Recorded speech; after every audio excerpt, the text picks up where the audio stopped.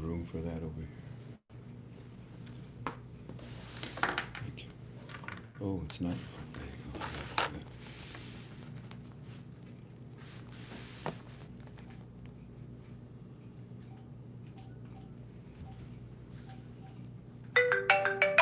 That didn't take long, did it?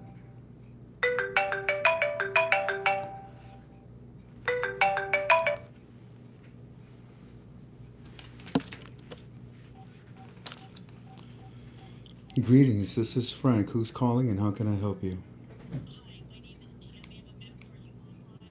I'm live right now. Bye bye. Bless her little heart. She said, are you on live right now? Oh, I'm so sorry.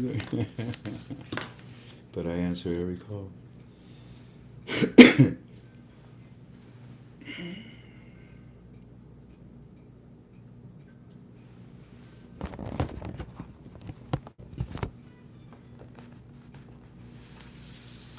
When you have that turned on, we'll get started. Are you ready? I'm ready. I'm going to start recording now. Go.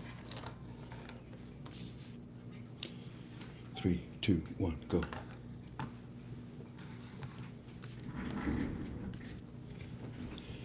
Greetings, family. Welcome to another one of your Frank 26 UB2Bs. It's good to be with you. It is the 8th of June, 2020.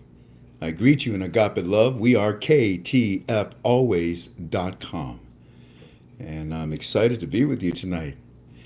Ladies and gentlemen, our program tonight consists of 3 parts.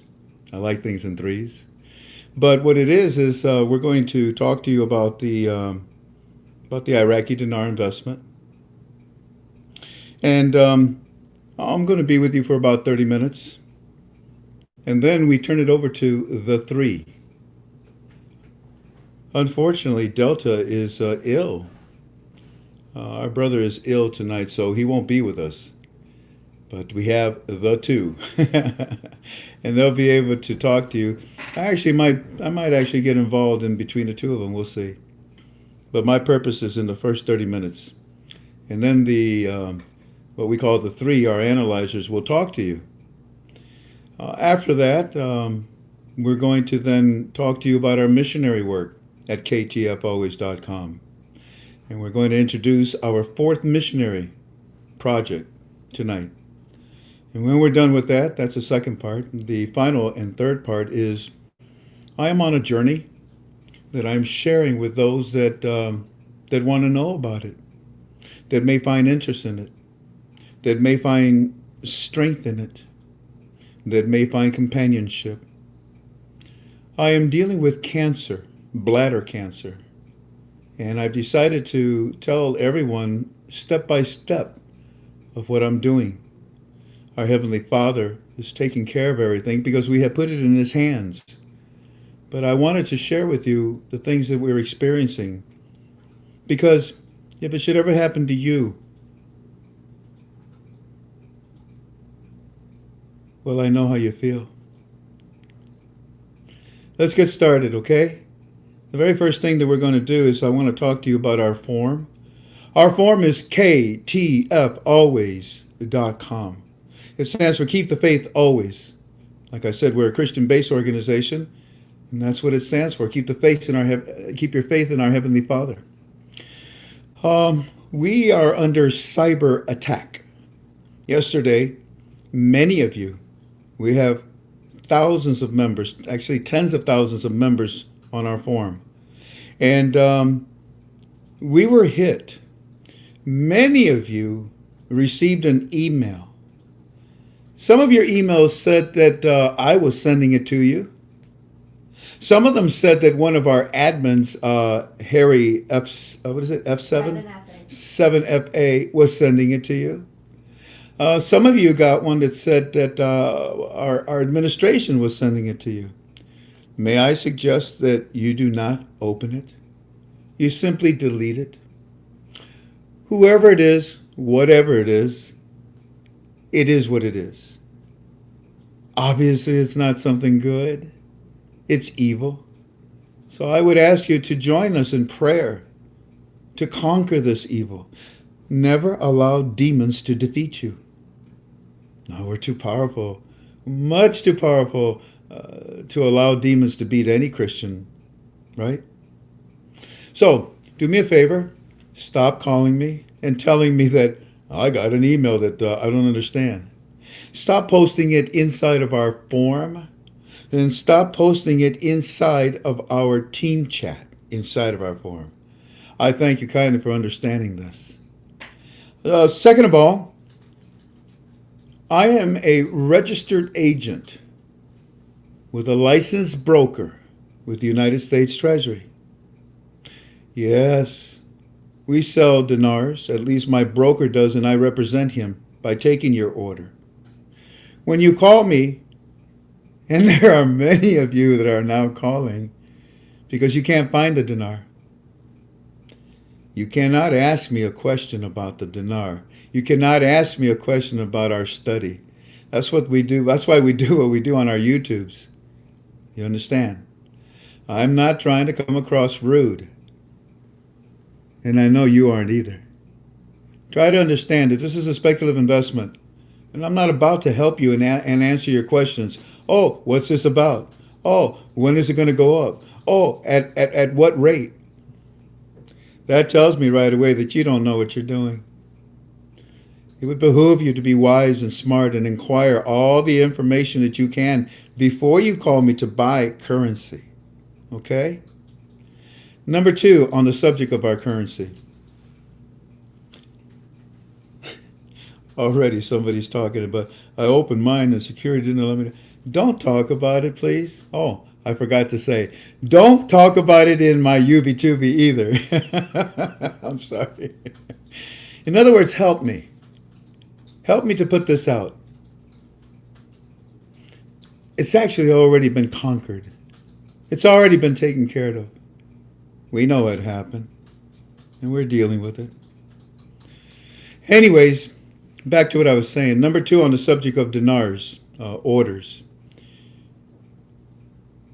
My broker is able to get dinars still. But the thing is that the borders of Iraq are shut tight. Thank you, Mr. President of the United States of America.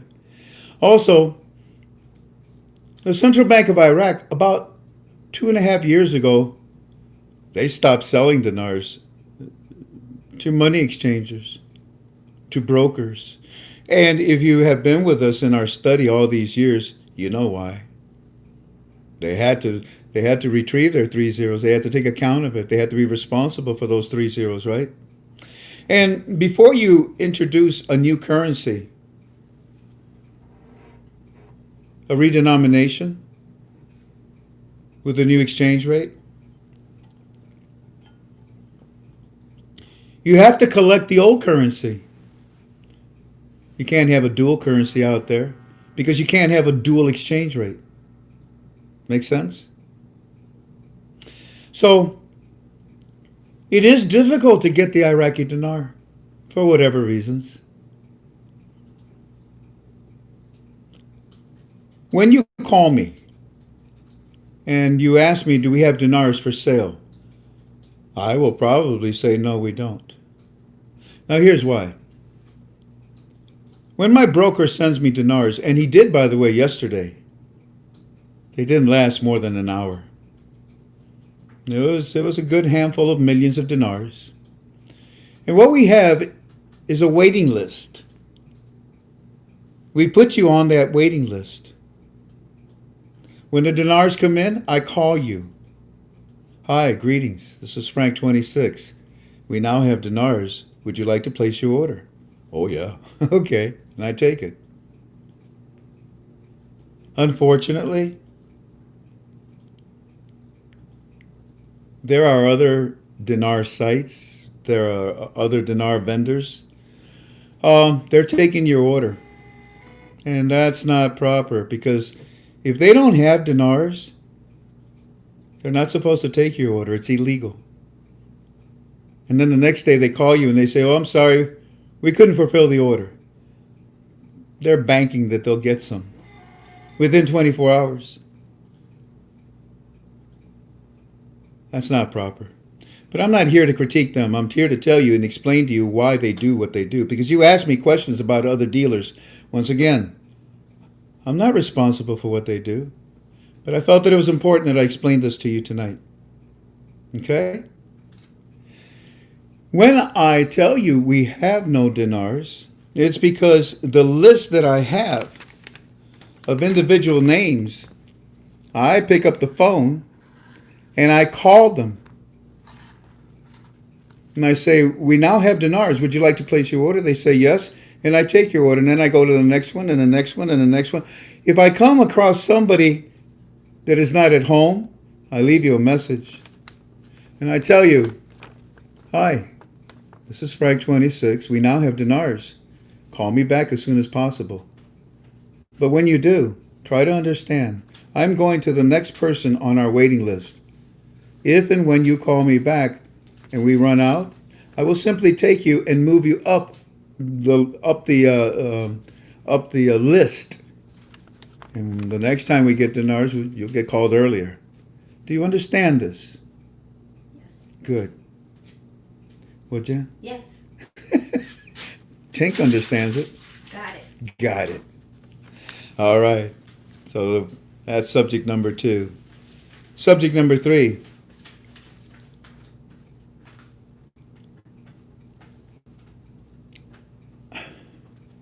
I really appreciate when you call me. And we get about 100 calls a day or more.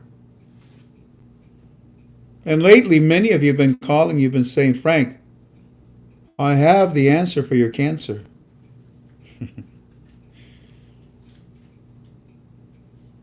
I find that sweet. I find that nice.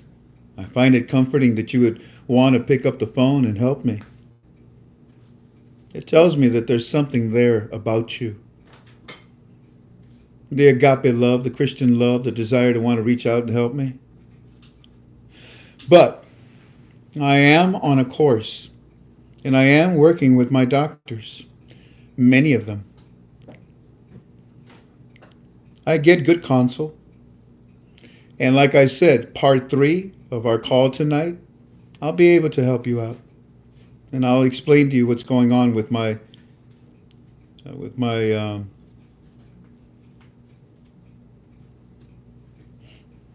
with the road that I'm walking, the path that I'm taking right now. We have over 160 different remedies. Yesterday was a good one. Hey Frank, what? If you take the Venus flytrap, you can ground. I think it was ground it up or something like that. Make a powder and you drink it, and it cures cancer. You know something? I don't know if it does or not. But that individual went out of their way to call me to try to help me. Trust me, I'm going to look into it. I'm going to study it, and I appreciate that. But here's what I'm trying to say: don't push it. Don't push it because you're stressing me out. When you call me, tell me what you've got. I'll give you my email. You send the information. I'll add it to my file. And I'm going to study it. You see, I'm not going to do chemotherapy. No. So I will need something down the road, but not right now. Please don't try to push me into doing what you have done or seen success with others. It is extremely stressful and very taxing on me. Like that. As you saw already, that's the second or third phone call that we've received. In fact, hold on, let me turn this off. And the phone rings about, what, like every 5 minutes, Tink? No, more often than that. More often, maybe every 3 minutes. Yep. And can you imagine having to listen to the story of all these people? They're beautiful people. They're sincere. I haven't had one person that's called me to mock me or make fun of me or wish that I was going to die. No. I really enjoy those that call me and say, Frank, I want to pray with you. Please do. I stop everything and we pray. In fact, your phone messages, I've got about 15 of you that I just haven't been able to call back since yesterday. And those that have piled up today that want to pray with me. I don't want you to find me rude. I don't want you to think that I'm doing that on purpose to avoid you. I am going through something that weakens me. And the amount of energy that it takes to be Frank 26 is above and beyond the call of duty. But it is my ministry. And I do answer every call. Except that one. But they'll leave a message, and I'll get back with them. Try to understand. If I don't respond to your texts or your emails or your phone messages, I'm not rude. It's just an awful lot of you. Yeah, my cup runneth over with your love, and I just don't want to spill it and burn myself by accident. So thank you kindly for understanding. Number 4. We are about to bring in our teams that will talk to you. And the thing that I want to point out to you is that if you've been with us, then you understand very well what's going on now, don't you? Did I not say to you about a year and a half ago, and in that year and a half, have we not proven it to you? With all the articles that are inside of our form at KTFA, you know where to find them, the final article thread. This is a chronology of the step by step by step by step of where we are this very second. Oh, I'll surprise you tonight. Do you remember I did a supplemental UB2B on Saturday night? Remember what I told you, that our teams are fireflies in Iraq? I said, Mr. Frank, they're showing us a video of Dr. Shabibi, and he's talking about the exchange rate. He's showing us the currency. Do you remember? I have it for you tonight. We're good at what we do, and we give all honor and glory to God. And I give all respects to my teams. I'm just fortunate enough to be able to be the quarterback and bring it to you. I told you about a year and a half ago that very soon that Iraq would be the most prettiest girl. Ooh. And everybody would want to take her to the prom. Remember? In the last 48 to 55 hours, you have seen the evidence, haven't you? While our teams, while the 3 are talking to you tonight, I'm going to hold up this iPad. And I'm going to show you, as they are talking, the evidence that's inside of our form. All of a sudden, within the last day and a half, everybody is pouring in. And what did I say? You want to take the prettiest girl to the prom? You got to ask Daddy. Who's Daddy? We should call him Daddy Rich now. The President of the United States of America. Hoorah. You have seen all of a sudden Libya, Australia, Turkey, Japan, Denmark, Russia, the European markets, the European Union, Canada, Germany, Britain, Egypt, and it goes on and on. And every one of those articles is in our form. And every one of them is bowing to Daddy saying, hey, we're coming into Iraq. Yeah, you can. You have permission now to take her to the prom. She's the prettiest girl, isn't she? Oh, yes. The investment in Iraq. Oh, my word. It would behoove us to get in there, right? Yeah, I think so. Now, as you know, they're sanctioned under the United Nations Security Council. There's absolutely no way possible under Chapter 7 that any of these nations can all of a sudden, boom, overnight, just like that, start to pour into Iraq. For what reason? Do you need electricity? Do you need a railroad system? Do you need dams for your water, your rivers? Do you need construction, buildings? Do you need hospitals? Do you need telephones? Do you remember one time I did a program, UV2V, and I told you, let's play Monopoly? Remember that? And I taught you, if we had a Monopoly board of Iraq, what would be the very first thing that you would buy on that board? And the second, and the third, and the fourth? You should look at that list. The very first thing I told you was banks. They're exploding all over the place, aren't they? How's that possible when they're sanctioned with a program rate that shows their currency is worthless? Because those that are involved with Iraq, the reconstruction, and the President of the United States of America know very well what's going on. The evidence of all these countries that are pouring into Iraq, it's not because they're stupid. It's not because they want to lose money. If they come in under these sanctions, they have no control of their money. And the terrorists, which is normally Iran, through the auctions, they would steal all that money. But you know now that the auctions have stopped, and when it stopped, about a month and a half ago, you stopped complaining. You realized the reality of what was finally occurring. You're good students. These countries are pouring in within the last day and a half, and it's not because Iraq has to tell you that they are Article 8 now. In fact, we have articles where the IMF has said, yeah, they're functioning and working with Article 8 tools. It's not like when you bought the currency that they owed you to tell you anything. You had to be a student of it. You see, when you see all these countries pouring in to rebuild Iraq, because it's a good investment now, it is the equivalent. It is the sign that they are Article 8. It is the announcement that they are Article 8.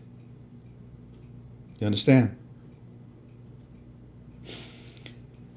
I told you about Iran, that they were terrorists and they were stealing money for many decades. And I told you how. I'm not here to be political.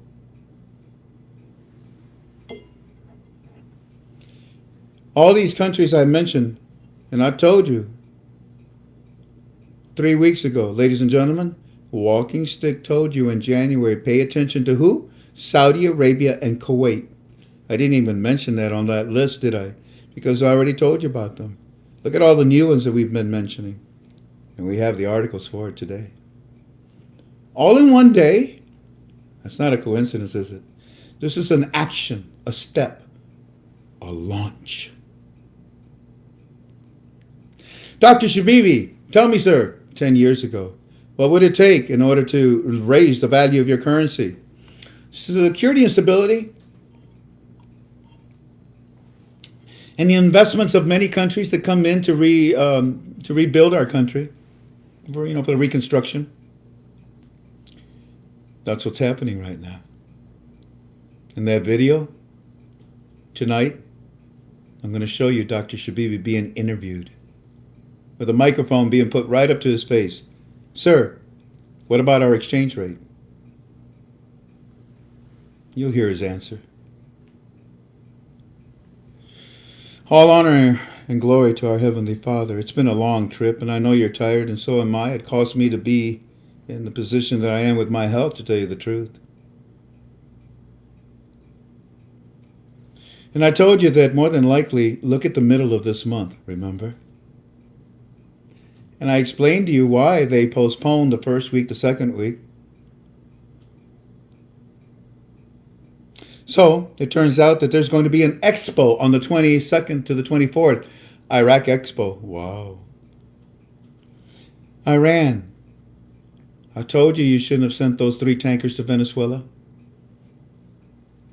That was a big mistake. But that's under the supreme elite regime that are terrorists. Yeah, they're terrorists. And the President of the United States is not working with them. In fact, if anything at all, more sanctions. More sanctions have been applied on Iran yesterday and today by President Trump. Why? To put the pressure on the supreme elite idiots that are terrorists. Our cities in the United States are being attacked by terrorists, not by innocent protesters. The black and white and brown that are out there protesting, they had a good cause. There was some brutality, and it needed justification to say, hey, stop that. Make a change. But unfortunately, the far left took advantage because they want to destroy anything that Donald Trump is doing. The media, far left, socialist, Marxist, communist attitude, it's so blatant and so obvious. And you know that. But I'm not here to be political? Of course not. You pray for this, okay? You pray that we can get this done. But that's what was happening in Iraq. The far left, the communist attitude of Iran, for about 4 decades, stole billions. And you saw the amount. It's in our articles. You finally saw the report. You saw the amount that has been stolen. And you saw what happened in the last presidency. It's all in the articles. You now know what's about to happen because of the fake FISA and Mueller report and Russia probe, all of that. I told you, there's a stack, and it's coming out. And inside of Iraq, there was a stack of files that was brought, and they were arrested. We have a new prime minister, right? Japan says today, we'll do anything to work with the prime minister of Iraq. When did you ever dream that? Iran, you had a chance. You've been sanctioned even more. Too bad.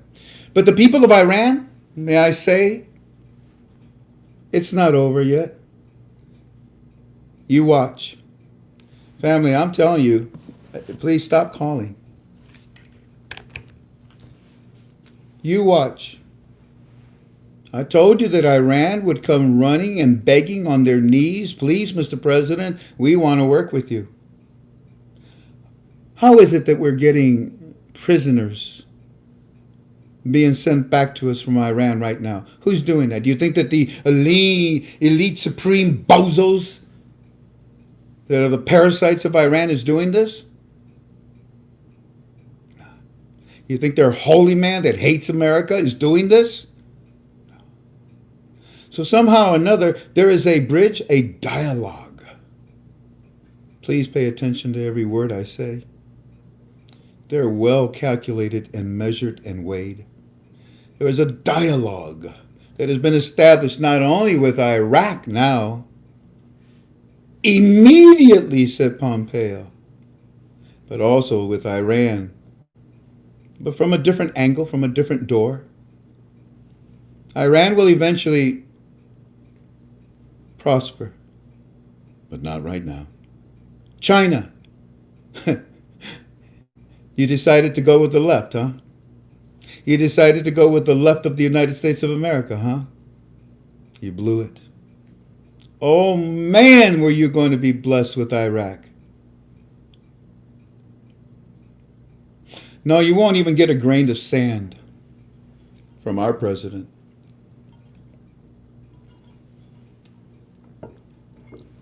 So, very soon, we're going to have what I call the Fab Four meet once again and establish a dialogue sometime around the middle of this month with Iraq and the United States of America.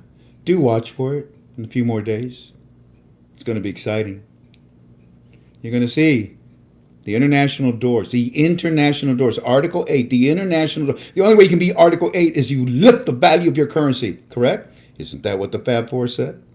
What's the Fab Four? IMF, World Trade, United States Treasury, and the President of the United States of America. Play fairly with your currency and stop using our dollar. Done. Good. The dialogue starts pretty soon.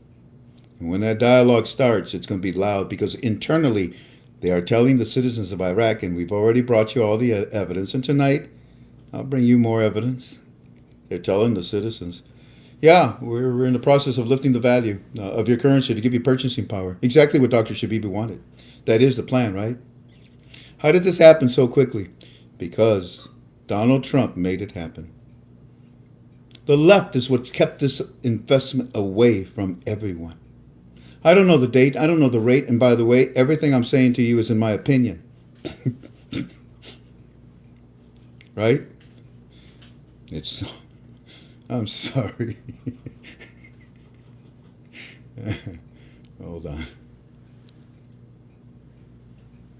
Everything I'm saying to you tonight is in my opinion, strictly my opinion. And it's my God-given right to do that. It's your God-given right to ignore what I'm telling you or take it to the bank and study it. Anyways, I have a lot to share with you tonight. A lot. We're down to about 5 minutes before our analyzers come in. Tonight, it's going to be Petra. And it's going to be Eminem. We will not have Delta. I ask you to pray for Delta. Delta lives in an environment where he is hit hard with sinusitis. It is so bad that he can't even talk. Do pray for him, that he gets well soon. This is a chronic thing with him. Desert environments are not very good. But anyways, I was going to join the three tonight, but instead I'll sit back and you listen to them while I show you some articles of what they're talking about and what I've been talking about so far. Ladies and gentlemen, this is getting serious. This is not some childish game. You know very well why I do this.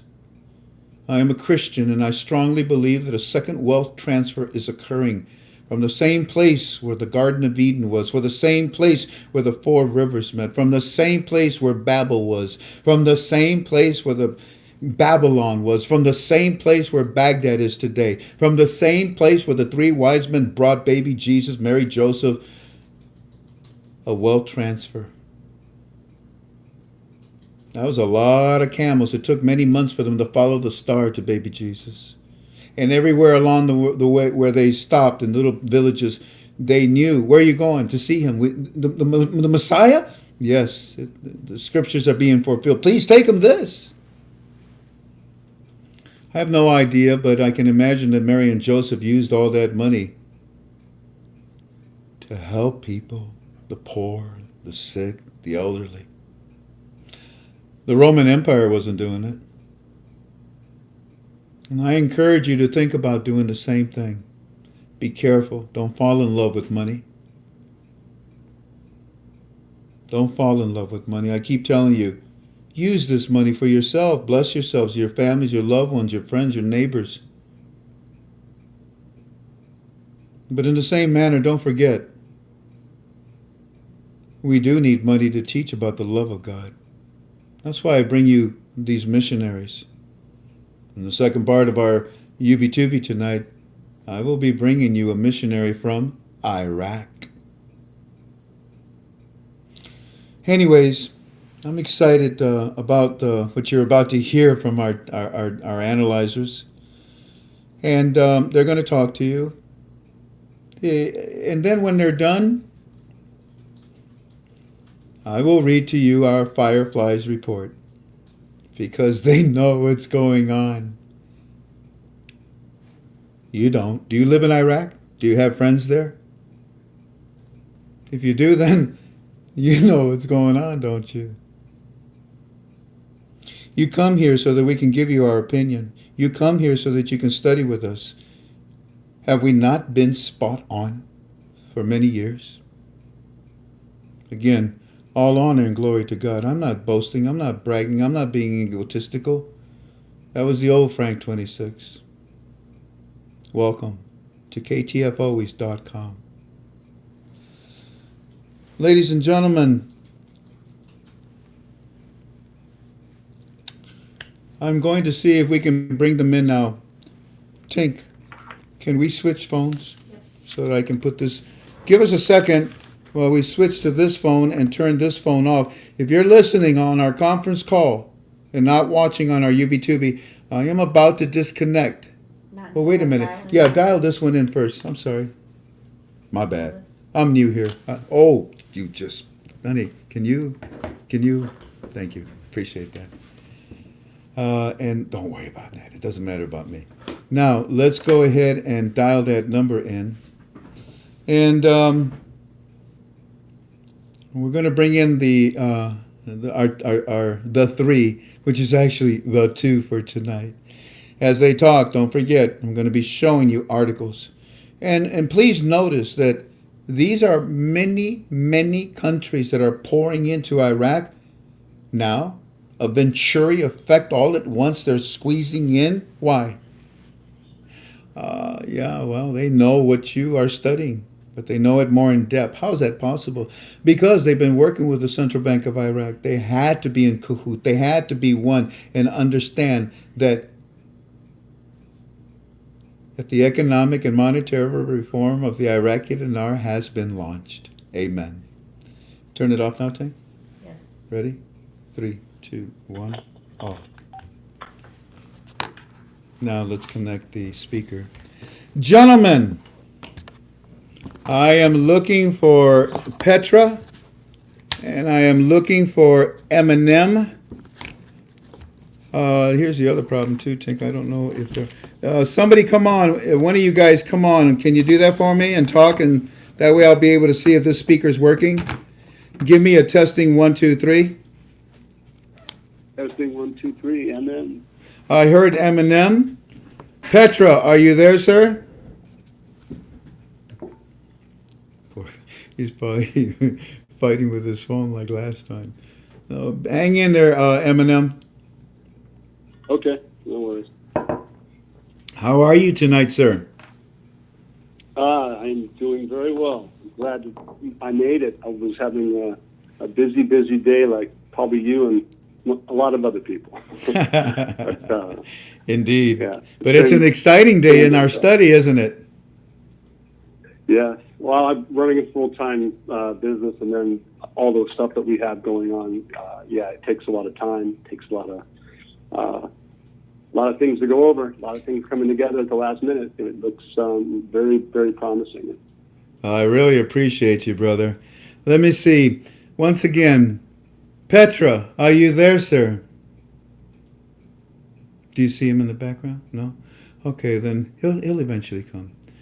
Eminem, do you mind getting started, sir, and start bringing your files and your opinion on what you have seen in the last few days and especially what has occurred today? The floor is yours.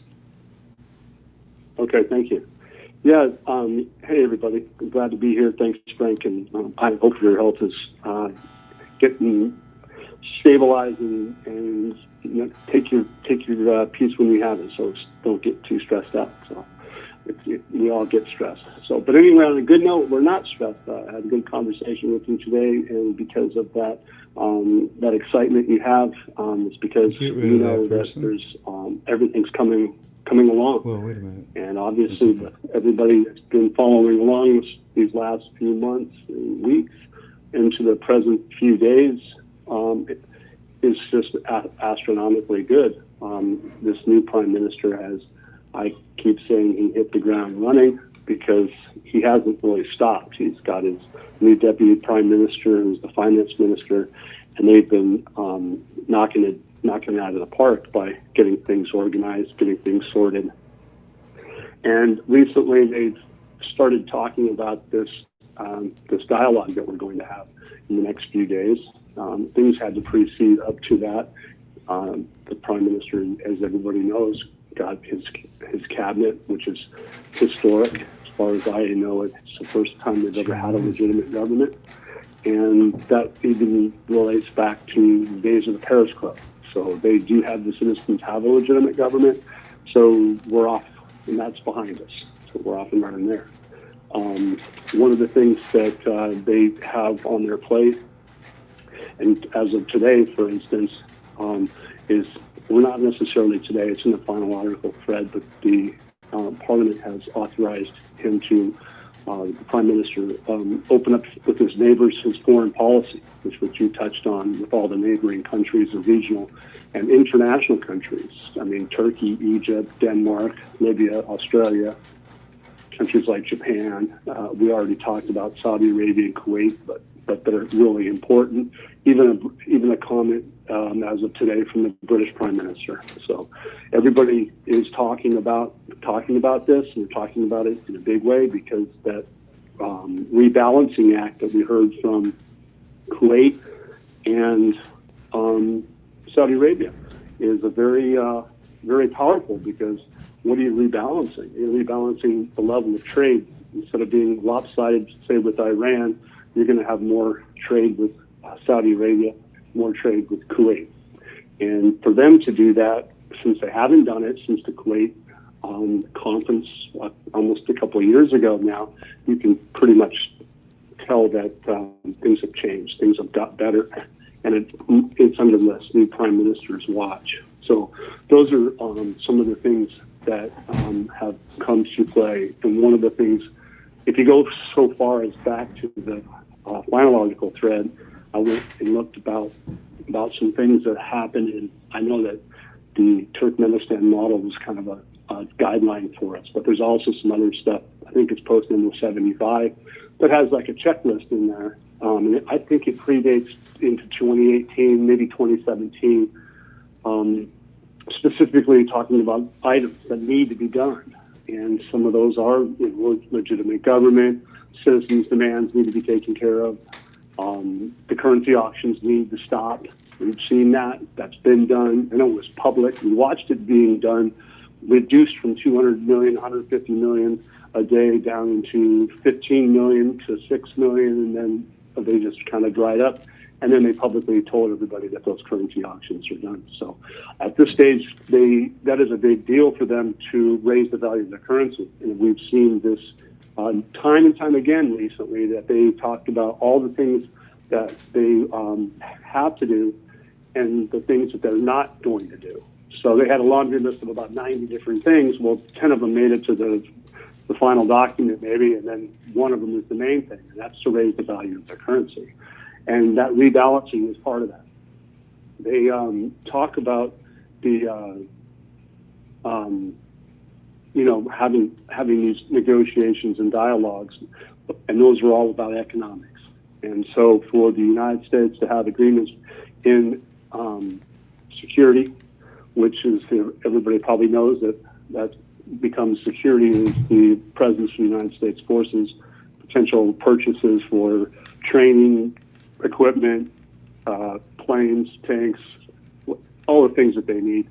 Those are things that are on the table. But also, if you look at the SFA agreement, they've adjusted it since 2003, and it's all been about money. Today, the Prime Minister Deputy Al-Ali talked about a brief video that talked about economic reforms and says that we have to change things because it hasn't been much better since 2003, but we have those things to take care of. But if you look at the SFA agreement from 2003 to 2011, significant things were done. Then if you go a little bit further into it, you get into 2017, where we helped them with ISIS, and we had a really good relationship because we were able to help them get that ratified. And so then we see the most recent document about the SFA, and it's far more defined and broad in that it's not only security, it's about infrastructure, it's about education, it's about finance, economics, and trade. And so everybody's trying to get a rebalancing act with trade, and we come full circle back to what we were just talking about. Turkey, Egypt, Denmark, everybody, all those people are going to be doing foreign policy and international trade. And the one thing that Iraq was talking about doing also is that they wanted to abandon their external borrowing because it's just not going to be able to get that kind of money to finance salaries, et cetera. But they know that raising the value of the currency is a way to do so. And that is because they can get them into the secondary markets. And you guys probably all know that I've been writing about that, or bringing it into the equation, is because that is what the World Bank and the IMF want to facilitate, is that they want them to get up on their own 2 feet and to move and to bridge the gap for their financing gap. They specifically state, they got to get their pricing to recover. One way to get their pricing to recover is to be able to have all the borders taken care of, all the taxes, tariffs, all electronic. We saw the Kurds showing up, talking about effectively the HCL that's bringing the 250,000 barrels a day in. There's got to be a reason for that. These guys know that something's up. And obviously this Kazemi relationship, one of the things that you used, Frank, today was dialogue and launch. Well, that's exactly what Kazemi said. We're not having negotiations. That's wrong. If you look at negotiations and the definition of dialogue and negotiations, dialogue is to fix a problem. And what is the problem that they have? The problem is their currency, their crisis financially. They obviously have COVID issues, but that's the globe's basically got that.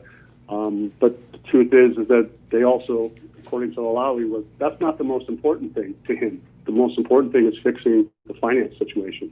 And so now when he says that we're not going to negotiate, we're going to launch. And I'm hoping that dialogue is the launch is the problem that's going to get fixed because of this dialogue. And that's happening here in the next a couple of days. And hey, there you are. How you doing? Hi, Petra. I've been here a while just listening to his monologue, and no, it's been great. It's been great. Thank you. Dialogue, monologue, we're getting there. But I wanted to make a quick comment, if I can, Militia Man. Sure. Kazemi, and I'm so proud. I wish Delta was on because I practiced all week. I can now say Kazemi without spitting. So I'm very excited about that progress. But Kazemi did have a meeting with the Minister of Finance, of course, the Parliament, to review 3 key files. And those 3 key files, and to me, was part of the conversation. One was salaries and how to pay them, approving the 2020 budget, and the third thing was the file facing the financial crisis. Well, I'm sitting here reading that going, wait a second. If you fix the file regarding the financial crisis, you fix the other 2. You take care of the salary issues. You take care of the budget issues if you solve the financial crisis. That's right. But then did you notice, Militia Man and Frank, the article today about Alawi talking about a biannual budget? Yes. Did you remember that? Yes. Well, if you think about that, from a pure accounting perspective, why would you have a biannual accounting budget? Well, if you think about it, they're about to embark on a whole new financial platform. They're about to embark on a whole new process. Well, wouldn't you want at some point in time to have a mid pause and perspection if made or action so positive and then action? We're losing you. Think of this. Are you there, Petra? We're losing you. I'm here. Hold on. Let me. There you go. There you go. You sound better. Go ahead, sir. Okay, I'll keep facing north. So, about it, I mean, you want to have some kind of reanalysis or reevaluation, 6 months into the budget, because then you can make course corrections. Because I think the impact is going to be so phenomenal that they're going to be either overshoot or undershoot what their budget is.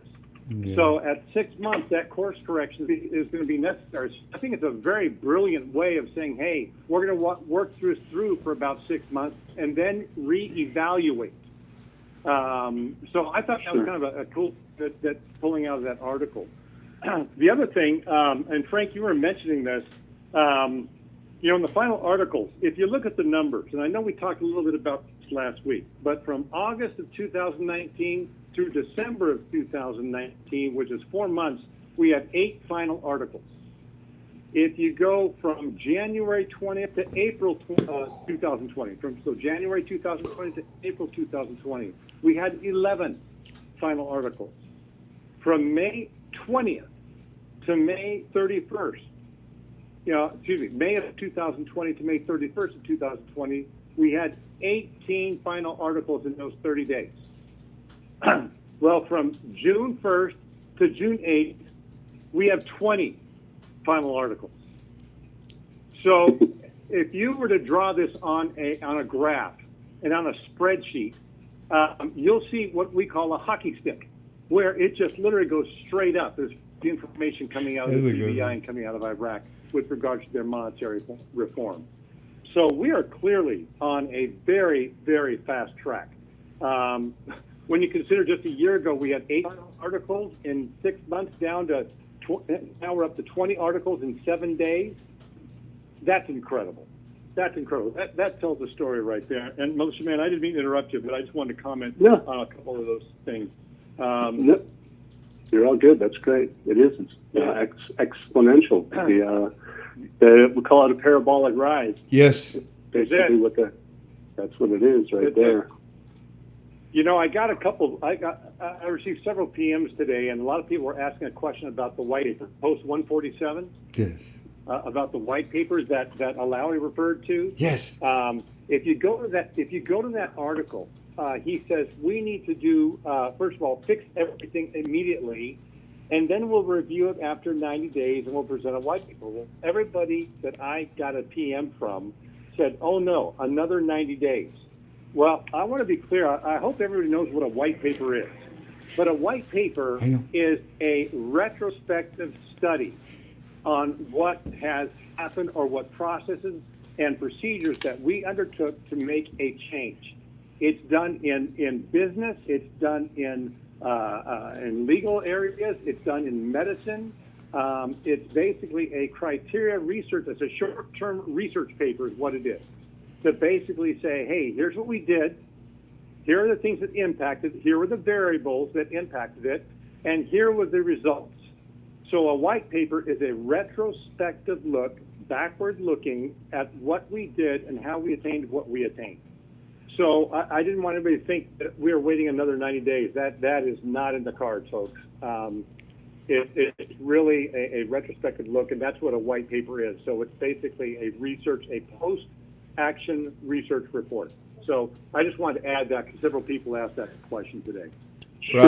Bravo. Yeah, there's another defining issue is that we all know we talked about these auctions. They haven't been having them, and the liquidity aspect is got to be getting really super tight because countries have to import and do things, and they haven't been doing that for I think somewhere around 17, 18 days, real close, that is literally been shut off. And that's obviously something that's got to be addressed. And if we look at the specific time frame of this economic fix in crisis, there's just all these little added pressures on them to do things.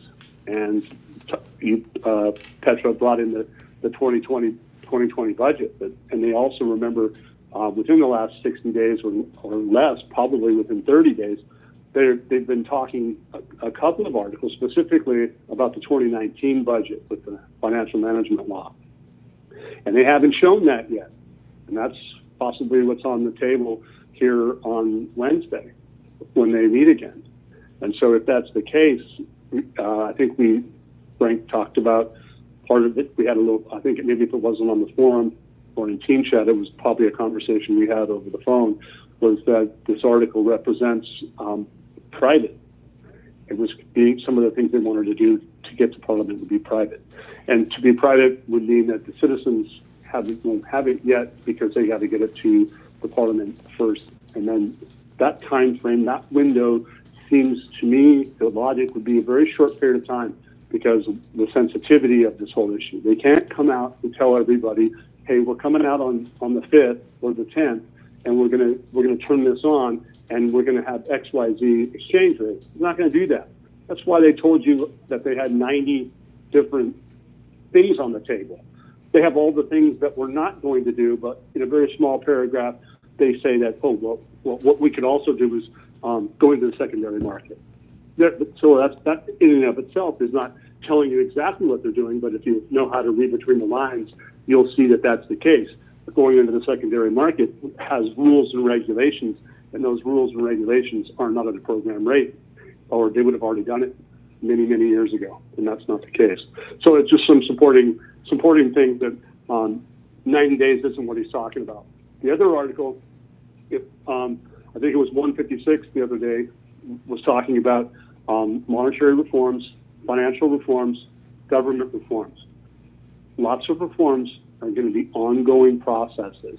As you said, white paper. After time goes on, they're going to be able to study that and say, well, can we tweak this? Can we tweak that? Are we getting the revenues from this particular place? Or were we successful in selling some bonds? All these different things. Those are things that are going to take time over time.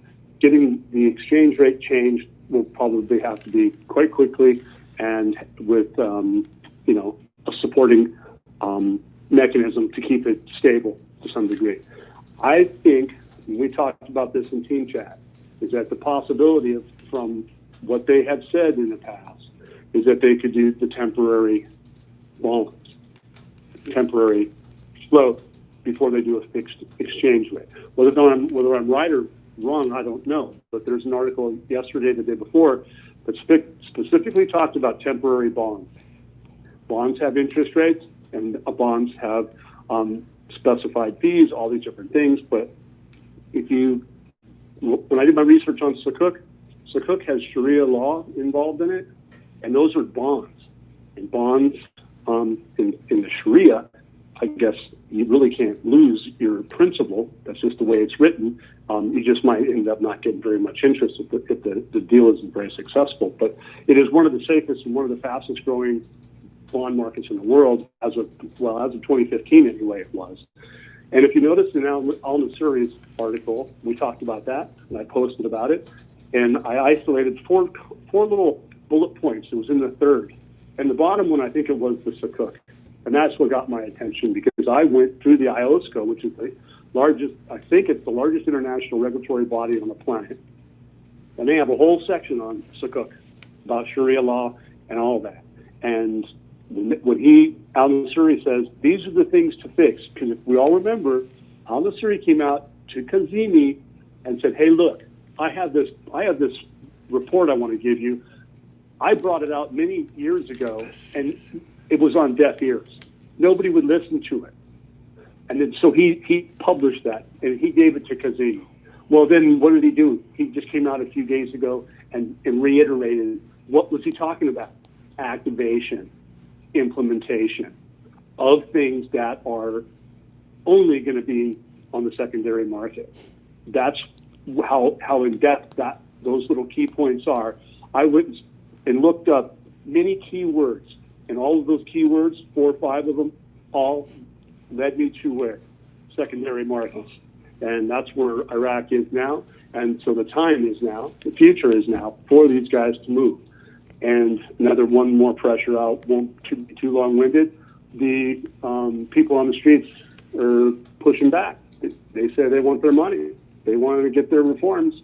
And that's one of Kazemi's prospects. And Alawi said today, finance minister, one of our main goals is to get demonstrations or get the people their money or economic reforms. And that's where we're at the moment. No, I think that's exciting. I mean, you think about all you just said, Militia Men, then you add to that all these countries that were in line that Frank was talking about. I think the post 172 Australia, 173 was Libya, 175 was Japan. It just goes on and on and on. It's just they're just all getting in line. Why? Because they know what's coming. They know what's coming. I mean, it's not rocket science.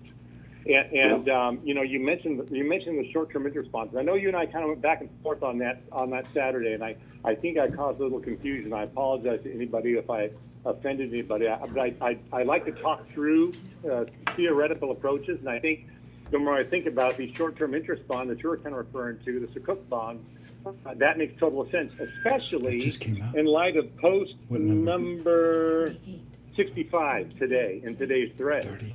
I mean, if you look at that, it talks about floating bonds with Kuwait. That goes right to your argument, Militia Man. So I had to rethink my thought on that, because I'm thinking, wait a second, why would they do a short-term float when they've got to come back and make a huge, they've got to come out with a huge impact. And I think they will. Now, could it flow up? Could it float up and down? Yeah, I guess it could until they decide to lock it in from an international rate perspective. But that's to be seen. Well, Again, our opinion. Sure. But think about this just for a second, though. How about the supply and demand and control? If they're capable of doing a managed fixed rate management, it means that they've got somebody in the marketplace that is facilitating buying and selling. The central bank moves in, or possibly, in a larger case, the World Bank will facilitate the assets in which they did. I found that article specifically has an agreement with the CBI and the World Bank to help manage their assets. And so if they're going to go into the secondary market, but think about it this way. You have all these countries who buy bonds. Look at them all that showed up today. You named them. We got all of them. I mean, Turkey, Egypt, Denmark, Libya, Australia, Japan, Saudi Arabia, Kuwait, Gulf countries, British Prime Minister. Okay, there's bonds out there. So if they choose to use those bonds, what happens? They just basically have a market now to say, hey, you're going to do what you're going to do. You're telling us that you're going to come out and have an international currency. You're going to be Article 8 compliant because you're going to raise the value and you're going to use these bonds. Well, guess what? The World Bank can divvy those bonds out based on supply and demand and control that price. So if all of a sudden they come in and you go, you got guys bidding, market makers bid, asking price, and then they can use that by supply very little to raise the value over a temporary time to get it to where they need to do it, and then they get it to where they want it, and then the World Bank, in conjunction with the CBI, could fix it and then manage it from there. That's just a theory of mine that I think has some legs, and we'll see how it works. But again, with the bonds, getting into the secondary market is the place to be. Yeah, I love that term, secondary market. It's an accurate description of that whole financial platform. But I think, again, going back to your argument that we were talking about on Saturday, and I'm leaning more towards your direction, Militia Man. It shows I have an open mind. It's a good sign. But if you look at post 70, I wrote this down. They talked about holding companies, and that struck a nerve. When you think about it like a U.S. holding company, let's say it's a major player. Let's say, I don't know, Disney. Disney owns obviously the theme parks. It owns, or did own, I think it still owns Pixar. So it has all these various organizations, very, very successful organizations. They got the new Disney TV. That's another vertical inside their company. So a holding company is a company that holds many different corporations. Well, if you look at post 70, they are talking about accountability for these capital firms to come in to go across their industrial, agricultural, university, private hospitals, commercial companies, banks, financial institutions, etc. So now they're talking about these huge financial international companies coming in and basically establishing holding companies to invest across the continuum. So they're looking at diversifying their investment within Iraq. So they're not just going in, these companies not just coming into the oil sector. They're coming in as a large organization and saying, hey, we want a piece of the oil. We want a piece of the agricultural market. We want to invest in banks. We want to invest in the infrastructure, as Frank was talking about earlier. Monopoly. So that's, your argument is driving right to that point. And the whole part of that article is the whole electronic accountability of all these transactions. Nobody's putting a dime in there until they can know electronically. They can watch it and see where it goes and pull it out if they need to, or move it somewhere else, or put more investment into another area of the country that needs the money and has the greatest opportunity for evaluation, or excuse me, that's not the word I want, for rise, for growth. So yeah, I mean, I'm just supporting your thoughts on that, Militia Man. But yeah, the arguments and the articles that are coming out here are just so blatantly clear. If you read them, saying, "Hey, all these things are ready to go. All these things are in lockstep." Now we got you coming in on Wednesday. What does that mean? What's that going to do? It's a dialogue. It's not a negotiation, as you said. It's conversation. Okay, here's what we're going to do. Are you guys ready? It's kind of like ready, set. Okay, so we're getting close, definitely getting close. But to me, I think one of the biggest wake-up calls was today, these articles about all these countries coming in. I mean, to me, that's just, for what? Why do something? Why are they doing this? Why? Right. Well, yeah, then excuse me, but just to throw in why are they doing it? Well, they're looking for an economic fix, and that's what this dialogue is about. And Kazemi had a I don't know if it was called emergency session, but he had a special session that happened on was it Saturday or Sunday, which it normally is on Tuesday, and they're going to meet again Wednesday. So is there a coincidence that there's going to be now, instead of being on Tuesday, they're going to do it Wednesday? Well, Wednesday's the day before the SFA gets running on the 10th and 11th.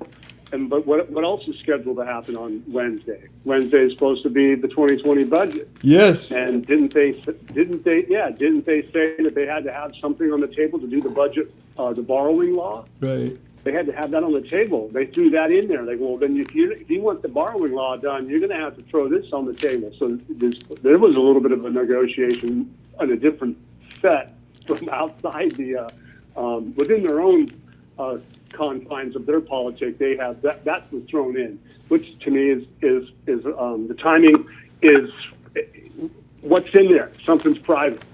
Something's private in that document that they want to. They got to all of a sudden get it done now. Well, to me, they've had to wait till the last minute to be able to do that, because again, they're not in the business or allowed to just go out and broadcast to everybody exactly how they're going to do it, but they do educate to a certain degree. Plausible deniability, I like to call it. But anyway, I think we have a really good time frame that we're staring at, and the speed at which they're doing it, the urgency, the wording that they're using, implement, activate, immediate, speed. I mean, they're using all that terminology. It's all over the place. You can't deny it. Can't deny it. So. Yeah. Hey, you know what the U.S. is bringing to the equation on Wednesday? Yeah. A watch. A watch. A time clock. A watch. They always wait till the last minute, and I don't think they own a watch. So I think what the U.S. is doing is saying, hey, guys, time's up, time to go. And I think the timing of your suggestion, Militia Man, as far as having these urgent meetings, they have to have this internal negotiation finalized and finished before they have that conversation or, quote, dialogue on Wednesday and Thursday. Yes. So it's right there. It just seems to be lining up. I'm with you. Anything else? Gentlemen, can I ask you guys a question to throw back and forth? Sure. It's in my opinion that we have the Kurds that are coming down. There's another representation. They have been so reluctant, haven't they, for about 15, 16 years. Hey, come on down and let's do business. Kurdistan says to Baghdad, no. You see, Kurdistan has actually been about 5 years ahead of Baghdad. I've always said that Kurdistan was the proud son of the United States of America because they were following orders. They were paying attention. When Donald Trump got involved, all of a sudden, what do you have? Article 140 signed. You have the census accepted. You have the HCL. It's now coming down. In my opinion, the HCL is signed. The only reason they're coming in is to present it. What do you think about that? I think it's fantastic. If they're going to come in and bring in the oil money that they've been talking about, means that they've got that signed. They got that signed because why? They know what their share is going to be. Bingo. Yes. They got what they want on the table, and they know they got it. And that's where our administration is going to be just going to rock this world, is because he's going to have this deal done, and everybody's going to get what they want. And that's why all those countries are showing up and have been. They know that with all the things that they're seeing right now, whatever the negotiations were before, now the dialogue is that can we use these things to fix, which is the dialogue to answer those questions. So yeah, I think that's a huge point, Frank. Huge point. Yeah. I would also offer a quick comment too, Frank, and that is the fact that whenever Pompeo or whenever Bob Schenker, the U.S. Assistant Secretary of State in Iraq, all the ambassadors, they always refer to both Kurdistan and Iraq as one country. Yes. And they are treating Reconciliation. them as one country. Yes. Yes. Yeah, so they are creating basically Kathini and his team are creating a unified Iraq. And that's what to me is very telling and very important. So yes, Kurds stepping up and fulfilling their part of it is because I believe there is a strategy behind it all, and that is to be one country. And they mentioned the Peshmerga, they mentioned the PMS, and making sure they're taken care of, because they're the ones who stood with the U.S. in fighting ISIS. I mean, Yes. they're the ones who protected Iraq. And so they have just as much, right to that HCL and being part of the decision making within that government. And I believe the U.S. is treating them as one country in this dialogue. So, yes, I agree, 100%. Gentlemen, it's very dramatic to see all these countries come in all at once. Look at that. On one day, you have an avalanche of all of these countries. What happened in the last day? What memo did they get that the rest of the world didn't get? Well, it's what's going on with the IMF, the World Bank, and the United States Treasury, and the President of the United States, because you got to play fair with your currency if you want to do business with him. And now with Iraq, I said before, the United States has a lot of the stimulus packages. We've had two, I think. Going to have a third one. Iraq is actually the world's stimulus. Because of coronavirus, the world is suffering tremendously. Look at these countries, and believe it or not, there is even more, twice as many as you have seen. They have been talking G7, how about G207? Everybody has been doing things with Donald Trump, and we are in control. Who in the world has been helping Iraq? Who in the world put in the Marshall Plan? We did. So you've got to come through Daddy, through the United States, Donald Trump first, before you can even touch Iraq. Now they're pouring in. There's no way. Why didn't they come in before? All these years, why didn't they come in before with the administrations before? Because they knew very well that if they came in, laid $1, one ruble, 1 mark, whatever it is that country represents in their currency, inside of the walls, inside of the borders of Iraq, it would be stolen. Dr. Shabibi was asked by Blue Star, sir, when are you going to raise the value? And this was over 10 years, actually about 12 years ago. And he said, when we have security and stability. Thank you, United States of America. That's what we've got now. And all of these countries, somehow or another, in the last few hours, they must have all got the same dream or the same communication. Launch 3, 2, 1. This ain't SpaceX. This is a completely different launching. It's an economic launch of Iraq. And the only way you can economically launch them is with the currency of Iraq. But if it's a sanctioned rate and you can't bring in your currency into the country, you're going to lose that money because the terrorists, especially Iran, will steal it. All of a sudden, they're not there anymore, or they're under full control, and more sanctions are being thrown into Iran. They're melting away their power, their grip, and the rest of the world knows this. These countries are making wise investments with Donald Trump inside of Iraq now, because now is the time you do it. They are been told things that we are soon to be told to the rest of the world. But I'll tell you another thing. They're also telling the citizens of Iraq, wait till I show you guys what I've got after this. Yeah, I agree, Frank. If you think about it, what Donald Trump has done has been just over the top, three-dimensional thinking. Ooh, and that is, good. First of all, he not only wants to help and support the growth of the U.S., but the fact that he can kind of filter and control kind of what goes on in Iraq. If you think about it, the infrastructure, the money coming into Iraq is not going to be heavily burdened on the U.S. Treasury to do all this investing. He's spreading it out. So yes, they're going to get take opportunity for growth for that country. all those countries we listed earlier tonight.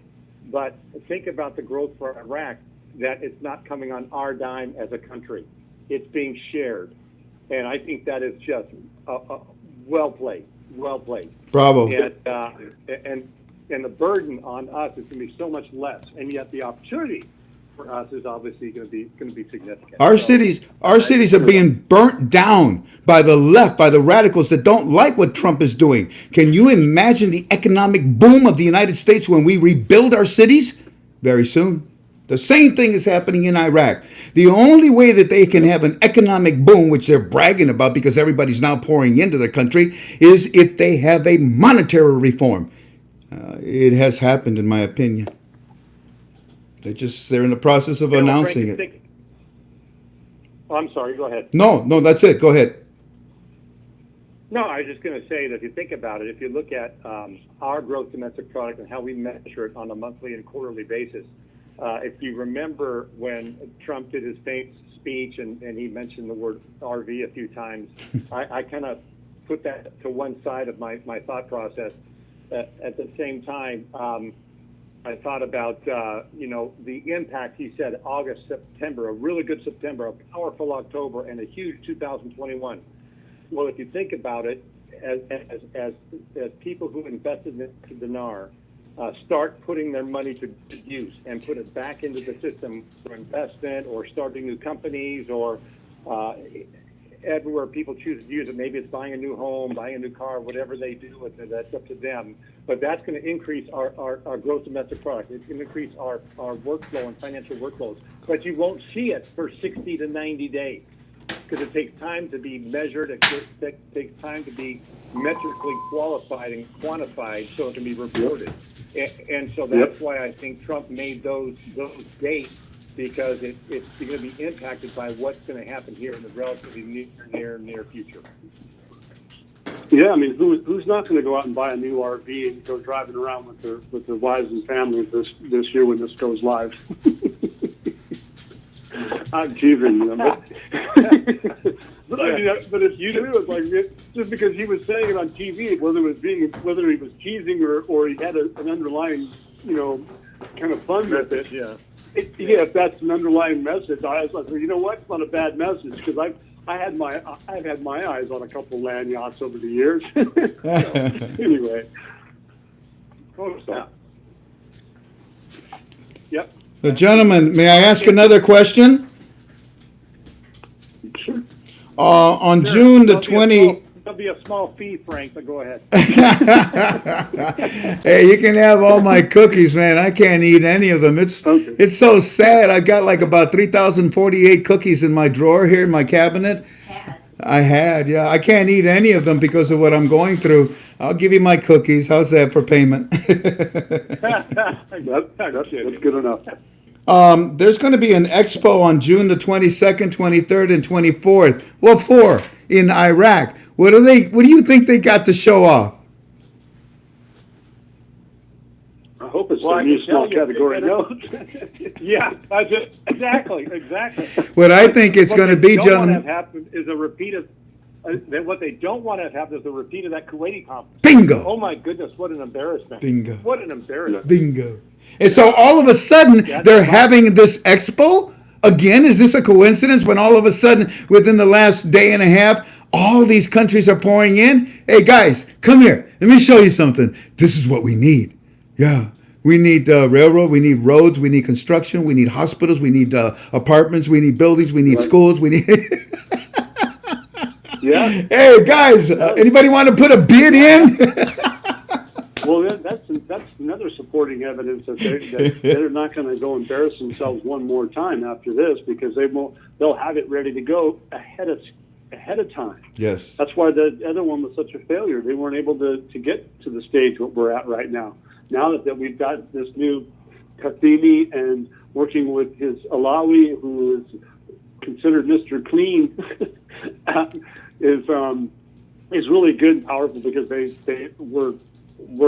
hit the ground running. And so this time around, I would suggest that expo would be successful. Just look at the lineup today. Yeah. Yeah. Yeah. Absolutely. Well, gentlemen, I'm curious. Go ahead. Go ahead. You were I saying? was just going to say, I'm curious. I'm curious as to who the air traffic controller was at Baghdad Airport today. Can you imagine airplanes coming in from countries all over the world? What's going on? Who told you that? No kidding. Hey, who told you that? No How'd you kidding. know that? It's true, by the way. Yeah. Oh, yeah. Yeah, man. Yeah, the tarmac would probably just been full. It's on fire. Oh, yeah. It's We're being invaded by ambassadors. yes. Oh, yeah. You see, very good. Yeah, yeah. They're pouring in, gentlemen. Not only first, the representatives of the countries have come in. You know, rather. This is all my opinion, of course, right? I had a dream that Oh, yeah. all the ambassadors are coming in. In fact, you're going to see embassies that are going to be opening up pretty soon. There's movement of reconciliation with countries that you would never think about. For example, even Iran. Iran will be put in a good position very soon because we want to work with them. They're good. They're there. They can be strategically important to us. But right now, they are in the process of removing the terrorists. You see, they had to remove it first inside of of Iraq. The cancer had to be removed outside of Iraq. Now they've retreated and they've actually imploded, and they've lost all their structure, their command, their military, their money, their source of income is gone. The auctions are gone, and these guys have scattered. Just like in the Bible, when the Sanhedrins realized, wait a minute, what's Jesus talking about? We're going to lose money. we are the gods. You guys got to pay money to us, you know. No, if you want to come into the temple, give us homage and money. Well, no more for the Iranian elite bozos that were using their threats. And now a lot of countries are pouring in my opinion, and you're going to see more and more of them throughout this whole month. Good. Yeah. Good deal. No, I agree. I think the big thing's going to happen is when this does happen in Iraq here in the very near future, and the people of Iran see the value of working with the United States and its brethren. I think they're going to revolt and get the right people in leadership in Iran very, very quickly. So I think you're right, Frank. Well, gentlemen, when you stop and think about it, is not the United States, you saw the article today. You saw it. There's the Iraqi flag and the American flag. Isn't in 2 days, on the 10th, isn't there a delegation coming from the United States of America not to talk, not to negotiate? What did it say? A dialogue. A dialogue means that we've established a communication. The plan that was set by the Fab Four, as we call them, it has been implemented, and the dialogue now is let's get to work. Let's roll with what we've established. A dialogue is an equal communication back and forth. It's not a debate. It's not a negotiation. That visit in 2 days is going to shed a lot more information on what's going on. Mm-hmm. Yeah, I agree. Yeah. I agree. And I would have to that say, the dialogue, I have it up in my system, conversation between two or more people as a feature of a book or a movie, but it also says take part in the conversation, discussion to resolve the problem. That's what we touched on earlier, solve the problem. What's the problem? The financial crisis. That's what they're there for. We're going to fix this place, and we're going to do it. And that's where I think Kathini said today was that it's not a negotiation. This is a dialogue to fix a problem. It's excellent. When you see that the reconstruction of Iraq is pouring into this country, that is the economic reform, correct? And the only way you can have that is if first you had the monetary reform that allows Article 8 to be presented and given to them. The last chapter, the last piece was removed recently, and within the last few hours, in my opinion, and everybody got the notice. Oh my word, hurry, get me a plane ticket. Let me get in there quick before somebody else gets in there and I lose the opportunity. Yeah, no kidding. Yeah. It's a good thing, man. Go ahead. No, I was going to say, Yeah, I was going to say, China, you blew it. Yeah. Yeah. Hey, Frank, they're still circling. Yeah, they're still circling, and they're not circling the wagons anymore. Oh man, they're looking for a place to land now. But the other comment, Frank, I'd like to bring up, and just real quickly, just as a quick aside, but when you have big parties meeting like this, they actually agree on an agenda. Both agendas are sent across the table to make sure they all agree to an agenda. Yes. And whether there's negotiations in that agenda, but there is a set agenda for certain things to be accomplished in this dialogue. Yes. And they both have agreed to it, or else they wouldn't have agreed to a meeting. Yes. So Yes. I expect a lot of great information after this meeting. I know. That's why I said in a couple of days you're going to learn a lot more, man. You know how hard it is to keep a secret? Yeah, I'm sorry. Do you know how hard it is to keep an opinion? Yeah. Forget it. Yeah. Good deal. I'm proud of you, gentlemen. Anything else you want to say? No. I'm good. Thanks, everybody. Yeah. Yeah. Very nice. All in our opinion, all in my opinion, yep. And I enjoyed it tonight. I'm glad I was able to make it. And just let you guys know that I'm really pleased. There's a lot of excitement out there. A lot of people, really actually do see what we see. And it is good. It is good. I don't see anything bad, and especially with what's coming in the next few days. We shouldn't have anybody having any remorse. I know it's taken a long time, but people have been around here since 2003. The Iraqi people have been having problems since 2003, but now there's light at the end of the tunnel, and it shows. They have their first legitimate government that I know of in 17 years, or if not ever.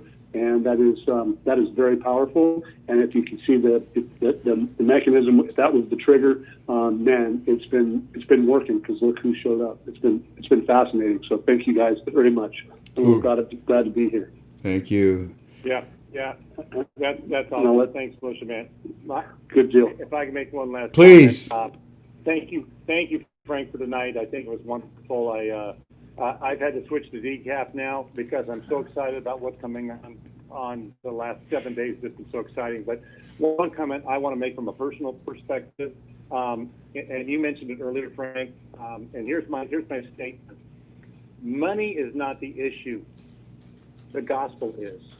Amen. That's what we're here for. That's what we want to do. That's what I'm going to be doing. But I just want to make sure that everybody knew where I stood. Because to me, it's about the forwarding of the gospel in the future. And I appreciate the platform, Frank. Thank you very much. And I'll look forward to the rest of the call. Onward, Christian soldiers. Hoorah. Amen. Thank you, Militia Man. Any last final words? I'm just like you guys, man. I'm just really blessed to be here, and I'm glad that we have gotten this far. And I look forward to the future. It's going to be a good walk with God, I guess. Indeed, indeed. Well, gentlemen, I hope you're able to see the UB2B, because I'm about to release a little more information.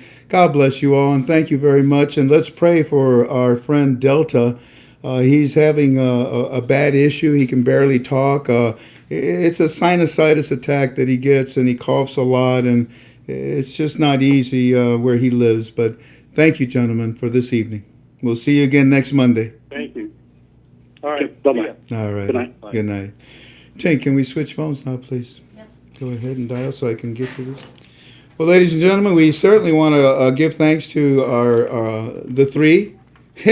In this case, I guess I was one of them, Militia Man and Petra. They're wonderful people, and as you can see, they're Christians, and their heart is focused exactly the way it should be. We all want to be well off. We all want to prosper, and God would have us to be that way, wouldn't He? Of course. He's our God. He's a wonderful God. But we want to refocus once again. Set your priorities straight.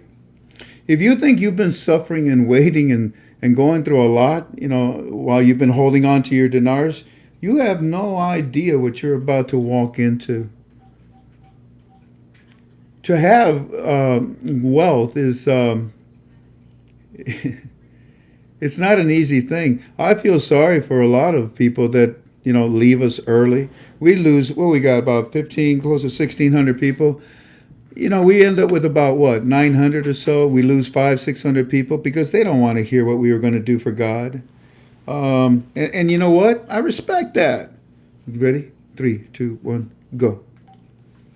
And I respect that. If that's what they want, fine. But what have we been doing at KTFA? By our fruits they will know us. I'm not going to shove my faith down anybody's throat. No, Peter, please put that sword away. Don't be cutting nobody's ear off. And trust me, I have wanted to do that a lot. But I've been humbled. I've been knocked down. I've been made meek. My Lord, my God did this. My Lord is because I am a servant.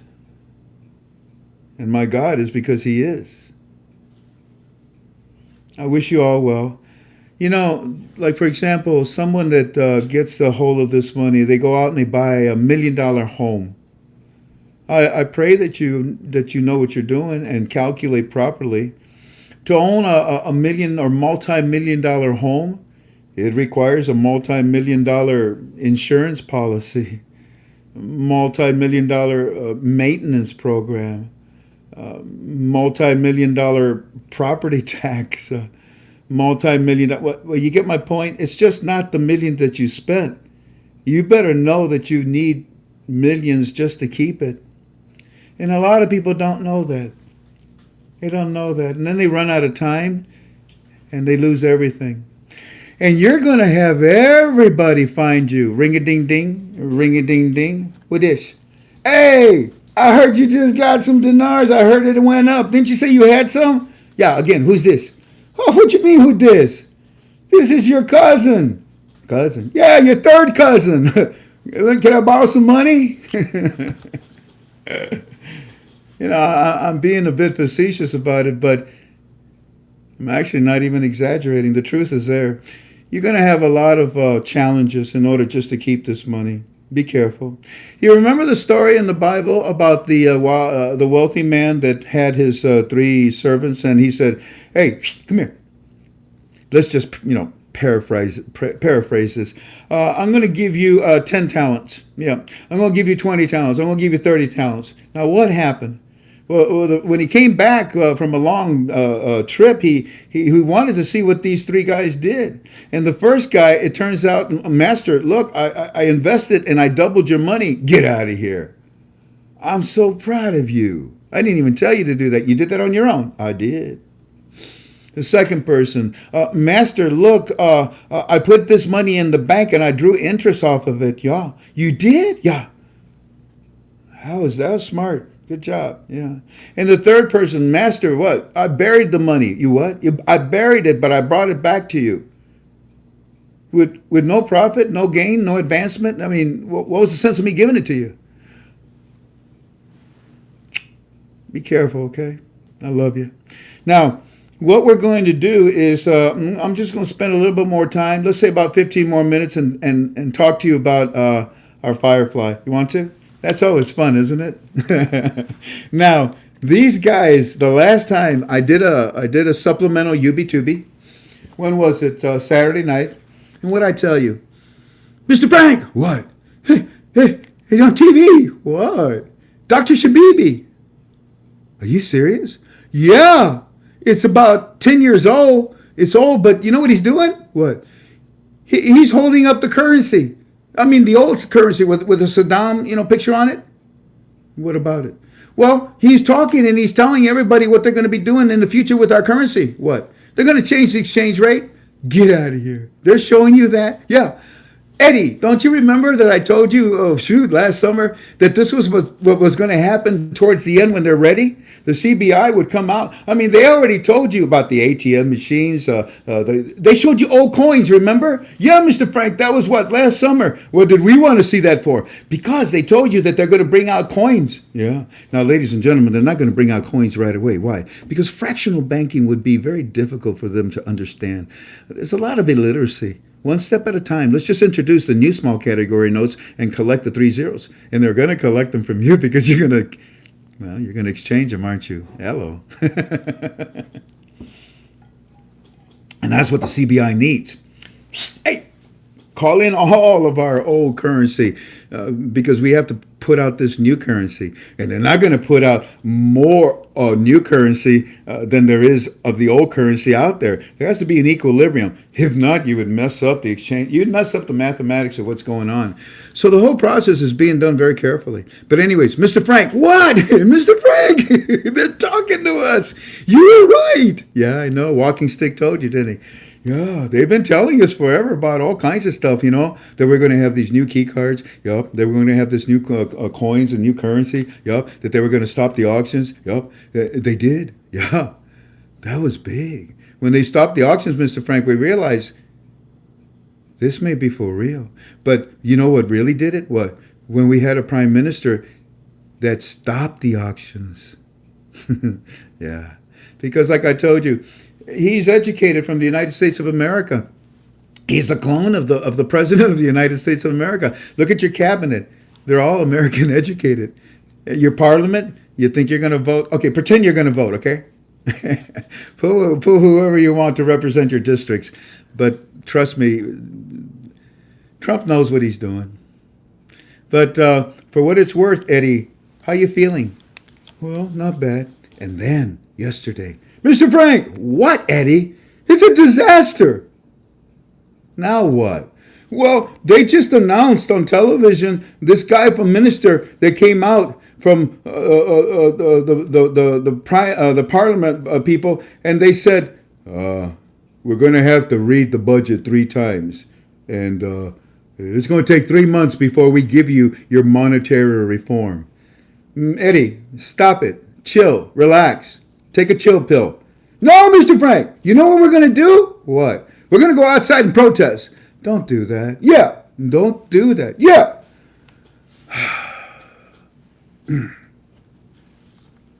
You actually believe that bozo is telling you the truth? Well, who is he? I don't know. You tell me. We don't know. Some primary guy or parliament guy. Didn't I tell you that there's still some cockroaches left? Yeah.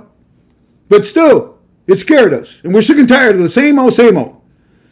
I know, buddy. I know. But you got to relax. You just got to relax because it's not going to take no 3 more months. Didn't I tell you by the middle of the month they want to get everything done? The United States will be there if that's the case. And by June the 30th, you guys are going to have your budget released. Your budget is what? $1 bazillion or dinars? And you think a program rate is going to do that? Look at here. I want you just to relax. And, well, he kind of did, sort of, a little bit. But let me take you back, ladies and gentlemen. And then I want to show you a video. The one that I talked to you about when I did the supplemental UB2B. When was it? Friday night? No, Saturday night. Mr. Frank, what? Dr. Shabibi's talking to us. Yeah, they go from excitement to depression, So Friday or Saturday, Friday into Saturday, they were excited. Shabibi's talking to us.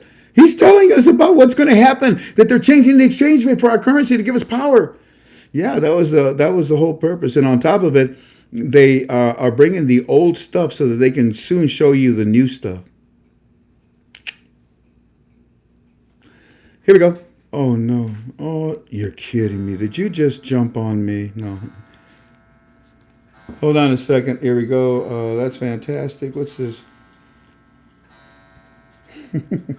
I can't show you all of this stuff, okay? I can't show you all of it. But let's see how much I can show you. Okay, this is yesterday. Let's start with yesterday. Yeah, just yesterday, that's all. Yesterday and today. Yesterday, we're going to start at 9:47 in the morning. Okay, you see that? Here we go. There's a new parliament session. What about it? Well, it will be dedicated to the passing of the budget and the federal court laws.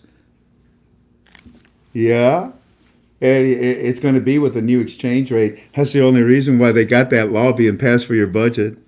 They did not say that, Mr. Frank. Eddie said that they're just going to pass the budget. Well, why do you think they haven't passed the budget yet? They're waiting for the new rate.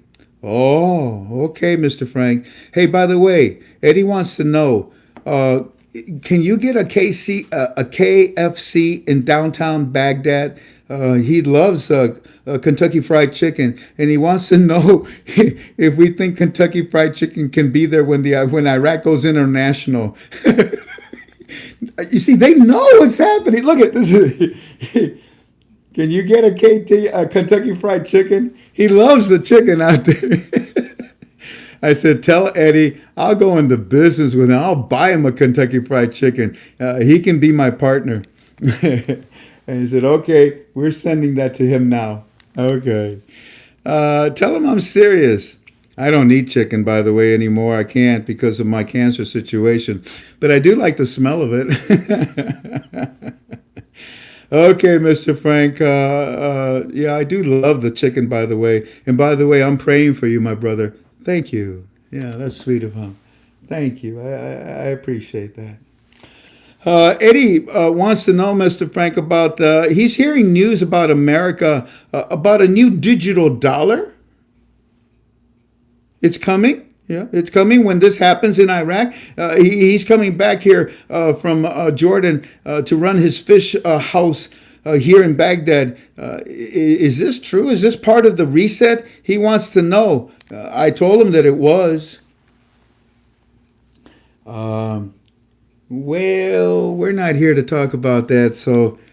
oh, what the heck. Let me read to you what I said. Yes, in my opinion. Everything's in my opinion, okay? Yeah, the President of the United States has intentions of doing a digital so that we can all also go electronic, but he also wants to have this digital currency backed by the American dollar. The problem is that we don't know when this is going to happen. And right now, what takes takes priority is what's happening with your currency. And to be honest with you, it's not important for me when and how that happens. What's important is the reinstatement of the Iraqi currency. That's more valuable to me and to you and to your banks and to the banks of the United States of America and to do business under Article 8 with protection. You understand? Now tell Eddie all of this, tell Eddie all of this is finger licking good. He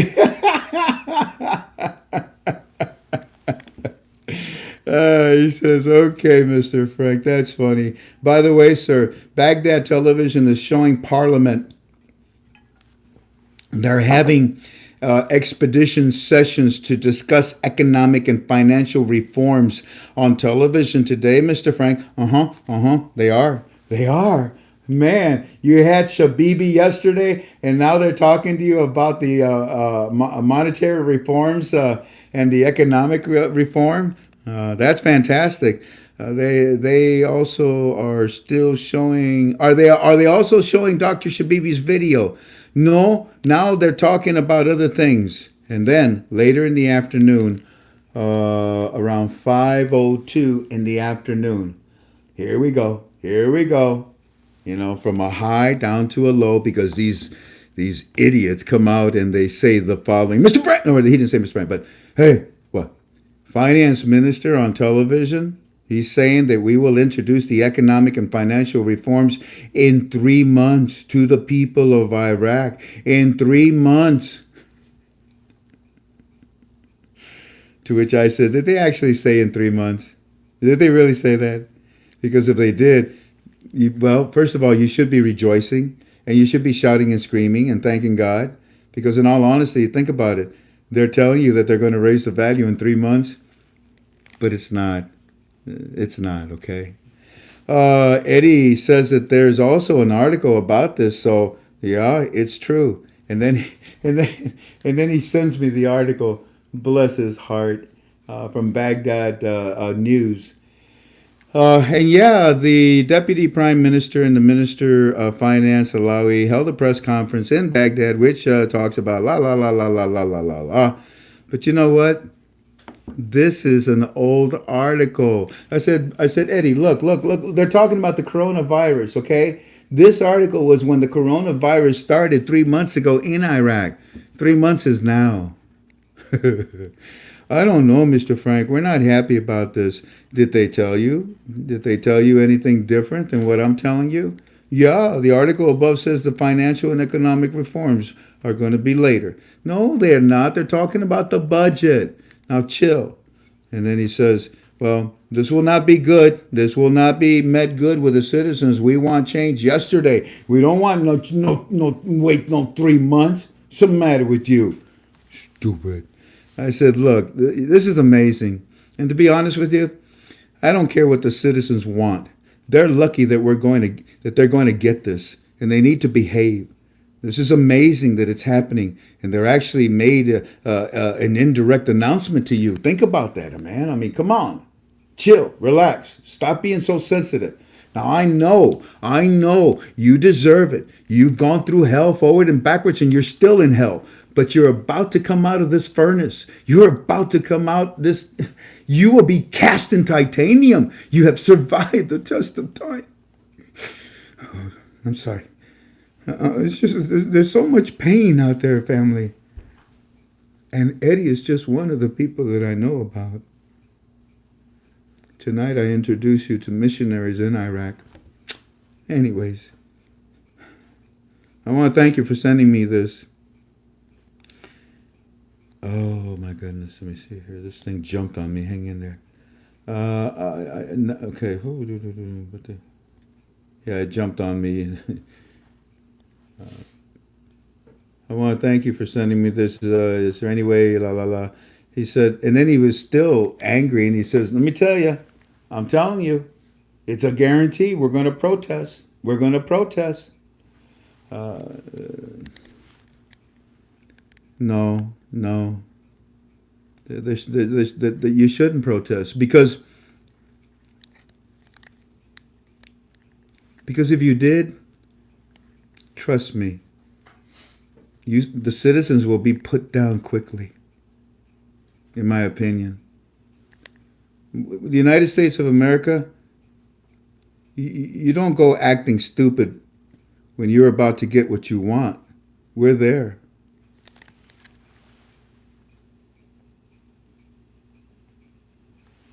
I'll pray for you, I said. I will. I know what you're going through. I understand. But I feel that you all need to stand down. You need to stand down and be grateful. You need to. You got to be good soldiers for your country. Anyways, I don't want to read all of this. We talked about walking stick and Donald Trump, what he's doing now with Pompeo, and we're going in there and he's working with the prime minister and he's understanding that this is just confusion that's being put out. But on the 10th, you guys will learn a lot more. You guys seen anything more on the television about the reform? Old. Nothing on TV today on Iraq about the RV. Today, Eddie says, not old. He saw it on the television. It just backs it up. I said, what? That they're going to wait 3 months. Oh, man. You're still not letting go of this. Look, tell Eddie that once again, he will have to find faith to believe me. They're putting this garbage out to confuse people, nothing more. Tell him I love him. And also tell him that, when have I let you down?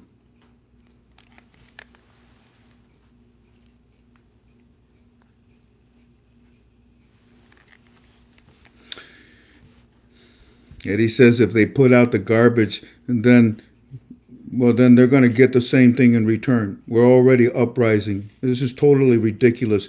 Eddie says that it is a live news conference on television today announcing the economic and the financial reforms will be in 3 months.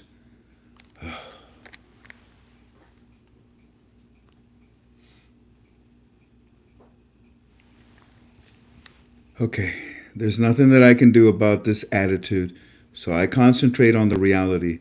God bless everybody. God bless the United States of America, and I hope that they don't turn their backs on you protesters.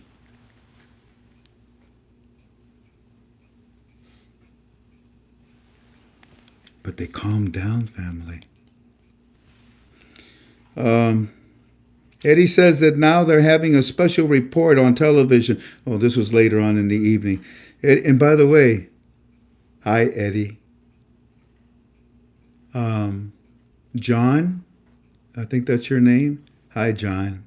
It's a pleasure. Way to control your father. Way to control everybody over there. I heard about you, John.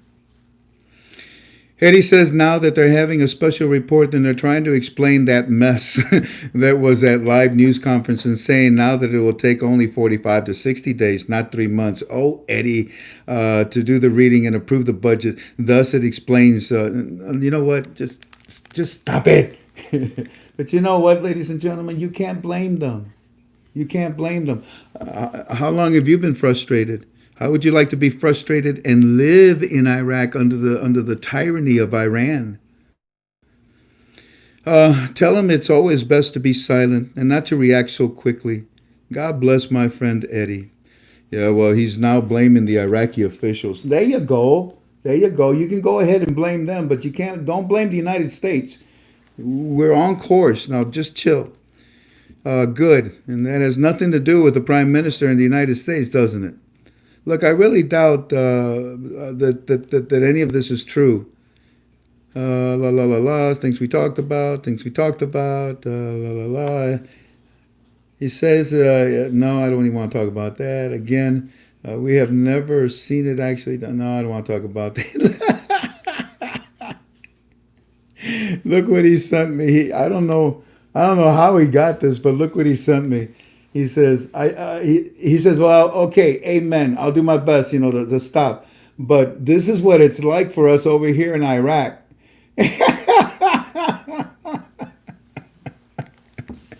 We're burning up, man, concerning the RV. Okay, Mr. Frank, on Iraqi television, and this was again much later in the evening. Okay, on Iraqi TV live news conference today, they said that the citizens will receive economic and financial reforms. But they're still saying within 3 months. They want to study the budget and they pass it 3 times, and the parliament thinks that this budget will be done in 2 weeks now. Well, what happened? What happened, huh? Now it's going to be in a shorter amount of time? And now we're back up again, aren't we, huh? The ebb and flow, how the sand pours in Iraq. You can't blame these people. So I said to him, hey, Eddie and Neil, who's saying this? So he tells me, and I said, okay, and I don't want to tell you. Then, okay. I might as well. I'll introduce you. It turns out that, you see? You see? And I said, who's saying this, Eddie? Who's saying that now? How is it that there's an about face? And he says, and I said, because that's exactly right. And he says, well, it's Eddie's son. And he's trying to explain to his dad because Eddie is freaking out.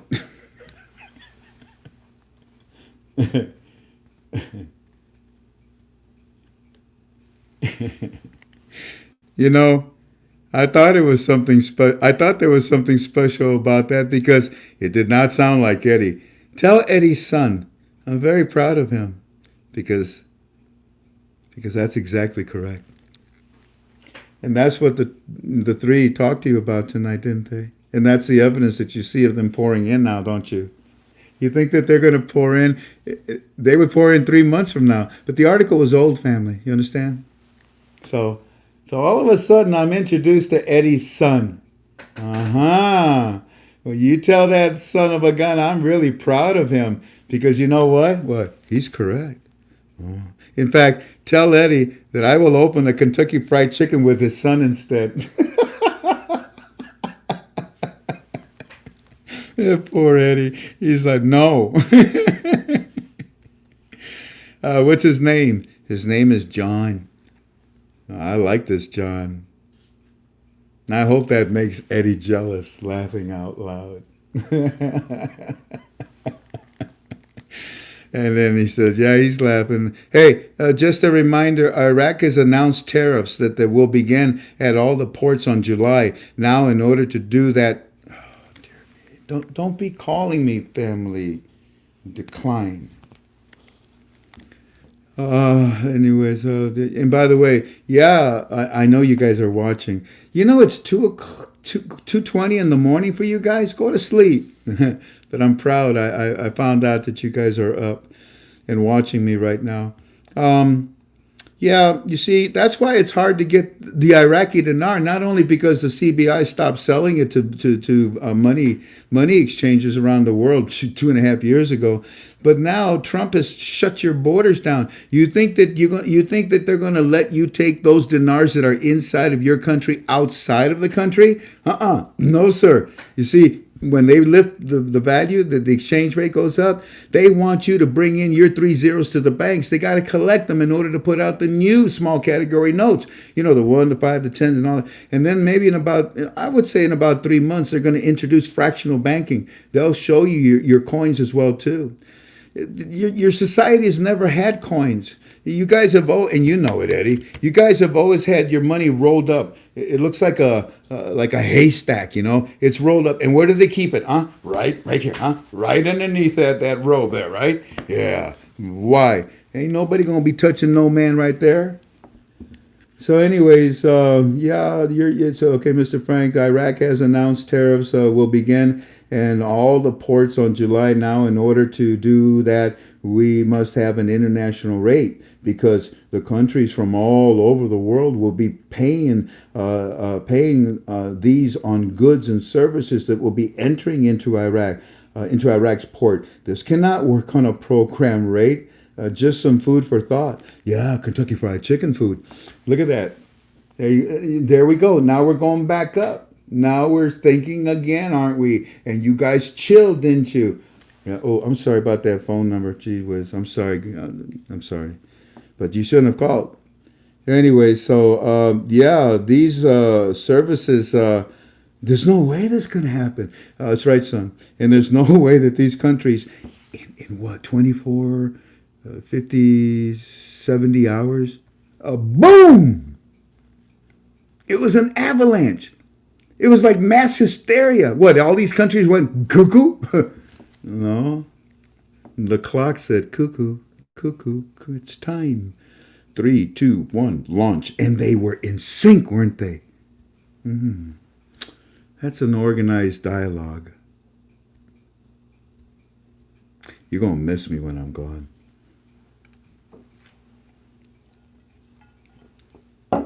But don't forget, always depend on God.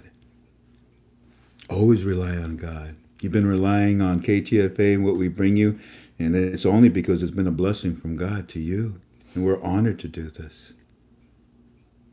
We're Americans, loyal. We're patriots.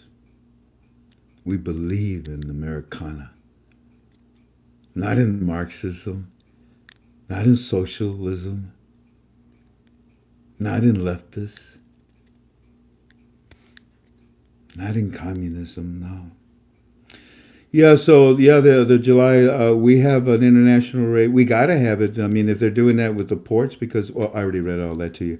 And I said, hey, tell John, you know, his son, you're correct again. Yes, sir. Oh, look what he said, Eddie, our translator, or the guy that bridges us over to Iraq. He says, I call him Butter. I call him Butter because he's on a roll. Yeah, you see, the younger generation is grabbing a hold. Didn't I tell you? The younger generation has more understanding of what's going on. They use the computers. The old school refuses to. All right, today, here we go. Today at 7:39 in the morning. Here we go. Let's roll. The television is reporting in the coming days, Baghdad will witness the arrival of 250,000 barrels of oil from Kurdistan. Yeah. Don't you love the HCL? From Kurdistan as the oil and gas law is approved over the next few days. Yeah. I think that it arrived today, and I think you're going to hear about it tomorrow. Let's see what happens. But in the next few days, hey, it's close enough, huh? This will be amazing if this happens, Mr. Frank. It's been years with no agreement. So this would be a major fleet, a major fleet accomplishment. I don't know what that stupid spell check, huh, guys? I know. That says a lot, you guys, about the reality of what is happening in the country of Iraq because of your new prime minister, who is the clone of our president. Hoorah! Yes, sir. The television is now reporting all preparations for the upcoming meeting with the United States has been completed. I know. You guys must have done something good. Did you do what the Fab Four told you to do? Yeah, we did. Then we're coming. Order me a pizza. Yeah, I like extra thick crust. Yeah, all meat. Yeah, no anchovies though. I'll be there. I'll be there soon. Yeah, the Key and Kruk Telecom has signed agreements with Iraq banks, which will now enable a greater financial service and more access to electronic payments, Mr. Frank. And this service, this is the state of the art. It's modern banking technologies. It sounds really nice for a program rate. No, I don't think so. Smile. Greater is coming. Yeah. Greater is coming. God is coming to your country. You see, they showed you all the new electronic systems, the new ATM machines. Last summer, they prepared you. They've educated you, the CBI. They told you to come in, remember, to all those places. Some of them were theaters. Some of them were open areas. Some of them were actually meetings at the CBI outside in certain places. Some of them were in the mosque, remember? Yeah, the CBI has been talking to you guys. Now, they're showing you more electronic equipment for banks. And of course, it's not for no program rate. That'd be ridiculous, right? 11:21. 11:21 in the morning. The first things, family, were from around 7 in the morning. So now we're at about 11:20, almost afternoon. And he says, the TV is showing today the Parliament proposal of 4 items to achieve urgent economic and financial reforms. Don't you love it? You see, now the idiots told you 3 months. Now today, what are they doing? No. Look, we're about to give you your financial reforms, and you can see the economic reforms because of who's pouring in. And we got 4 different proposals. Now, what could they be, family? Oh, we've already studied them, and I don't want to go over it. And I said, don't you love it? 12:41 p.m. Parliament was presented the plan today on how to reform banking systems in Iraq.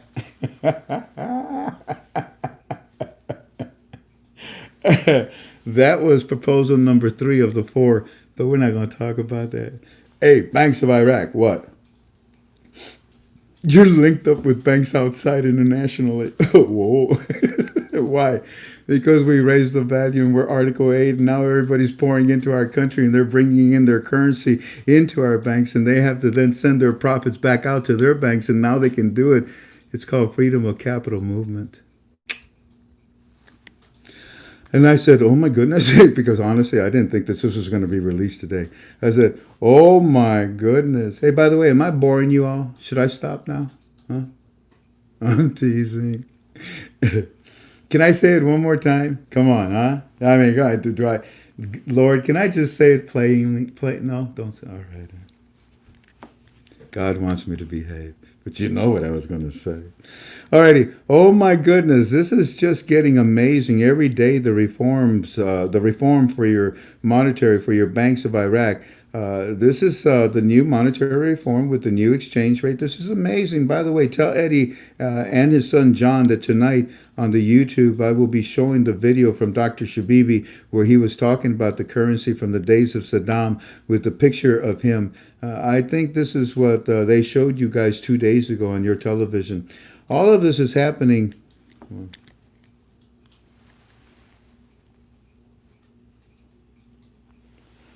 All of this is happening because Trump stopped the auctions. He is a businessman and he knows how to make money.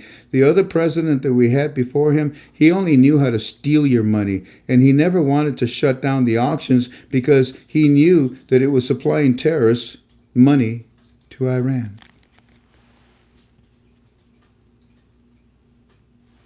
Yeah, this is all in my opinion. What's your opinion? And he says, yes, sir, we know that. Eddie and John will be watching and they're going to stay up late. Of course you guys know.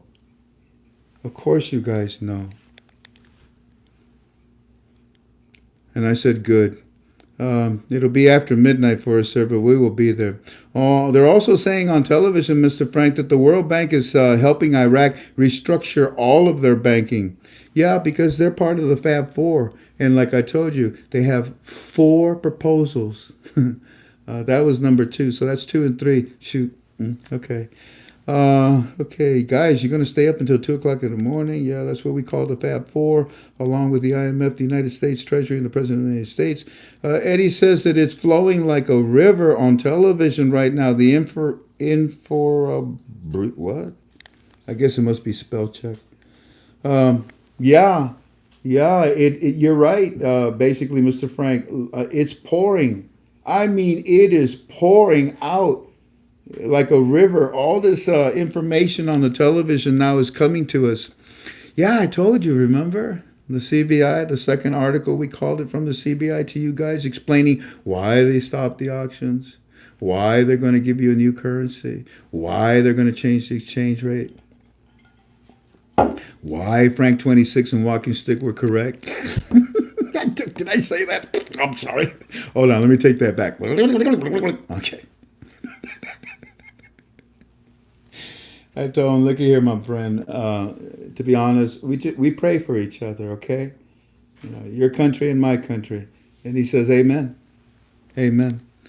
You guys, if Iraq can get everything done by the middle of this month, things will look they'll look pretty good by the end of the month for you.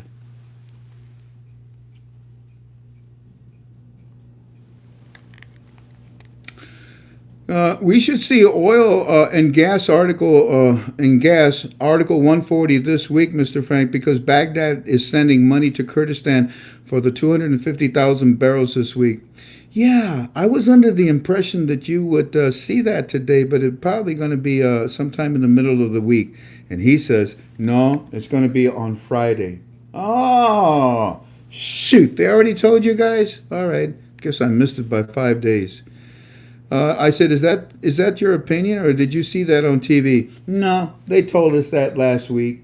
Well, shoot. Why didn't you tell me? Okay, copy. Yeah, this Friday. I said, notice that everything is being centered to the middle of this month. Smile. Yeah.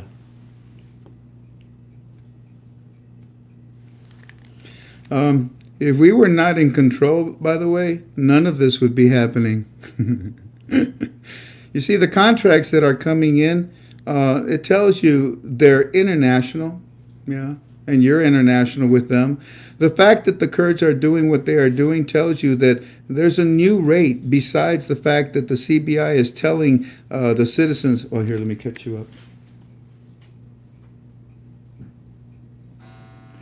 Besides the fact that the CBI is telling the citizens that we are going to have a new exchange rate. 7:36 p.m. in the evening. I was told long time ago that when Baghdad pays the Kurds for the oil, it would be with the new rate. That was the holdup all along on the rate. We could be wrong, but was told that long time ago. Yeah, buddy. That's what I told you.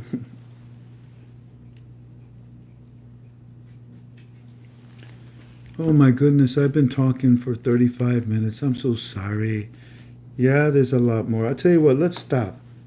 I'll share. You know, we do another UB2B sometime during the week. Let's stop. I'll catch you up with more. But let me instead, this stopped at what, 1:30? Oh, 1:36 in the p.m. Okay, you see that? So you can remember that next time that we get together. But what I want to do now instead, oh my God, where is that? The video. Oh my goodness, where is The that? video's in the email. Oh, wait a minute. I know where the video is at. I put it in a second file. Hold on, I bet you. Oh, dear God, please, please, please tell me I got it. You texted to, I texted to you? no, to the email. To the email? Can you help me, Tink? Here, babe. Can you bring it up on this and I can show it on here? That would be fantastic. It would be even bigger. In the meantime, y'all hang in there. I want to finish. Well, no, we still have our missionary work I want to teach you about. I want to show you this video that I believe is the Eddie and John. You guys tell me after you see this, is this what they showed you? No, the video that I'm about to show you, family, you're going to see. It starts out with the picture of the Central Bank of Iraq. This is about 10 years ago. You got it? I don't know if the volume's up though. Oh, you got it. You go, girl. Oh, I'm so proud of you, babe. Let me see. Let me just test this. Where's the volume? On the side of Please, please work. Where's the volume? Abba. on the edge Abba, up there. please make this work. Yes, yes! You're a good God. All right, ladies and gentlemen. Let me start out. Well, here, look. Can you see this? Let me tell me if is this, if I hold it right there, is the reflection That's good. maybe right about there? Up a little more. Up a little higher, right there? No, I got it. No? Right there, Jan. Is that it? That's good, isn't it? Let me just do this. We have a reflection. Tilt it towards me. Tilted towards you. Okay. Or Here. here, How about if I hold it like this, sweetheart, and forget about me. Try to tilt it down and get the video itself. While my wife gets this all set, here, let me get it even closer to you. Oh, no, right there. Stop. Right there. That's good. It's Oh, I messed up. Behave. Stop it, Frank. Stop it. Don't move. Okay, I won't move. how's that? Okay. Why is it crooked? I don't know. Hang on. Wait. Don't move it. Don't move. Hold on. Let's see if I go over just a little bit this way. you're taking it Hold off this hold way. on. Let's see what. And then if I go this way, Yeah. does that make a difference? But don't push it forward because you're making a reflection. Okay, well just don't push it forward like No. that. No, do it. Stop it. What's the matter with you, Frank? There you go. Oh, now, babe. Oh, what I'm gonna need is your help. Where's the button? Right there. Okay, I pushed the button. So here's what we got, ladies and gentlemen. You see this? This is the Central Bank of Iraq. And you're going to see, and this was about 10 years ago when Dr. Shabibi first arrived. Oh, wait a minute. No, more than 10 years ago now that I think about it. Anyways, probably about 15 years ago. When Dr. Shabibi was put by whoever, I'm not going to talk about whatever, oh, thank you. Is it back on? Yes. Okay. They asked Dr. Shabibi, because he was the governor of the Central Bank of Iraq, and they said, would you please, pretty please, with sugar on top, do the monetary reform for our new currency while the United States puts us under Marshall Plan and we get our act together? And they're going to get rid of tyranny. They're going to get rid of Saddam. And they did already, by the way, by the time that this video was done.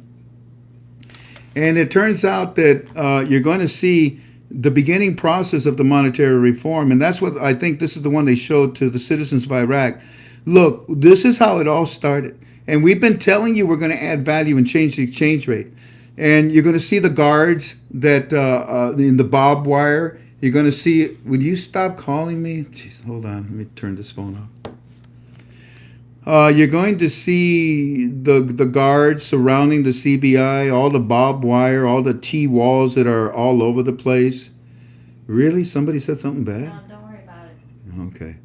And they, and inside of the building of the CBI, Dr. Shabibi, who was the governor at the time, they collected all of the Swiss Saddam notes. You know, I wish I had one of those just for just as a souvenir of prosperity's sake. I should have got one of those. Yeah, they used to have their Swiss Saddam notes and Saddam's picture on it. And what was it? It was like three. If you had one American dollar, one dinar, one. If you had one Swiss dinar, if you had one Iraqi Swiss notes with Saddam's picture, I think it was like $3.22 American dollars. And that was stupid. Saddam just simply inflated the value, but nobody complained. Why? Because everybody wanted the oil, and they left. They just kept letting him be a thief. So, anyways, then you're going to see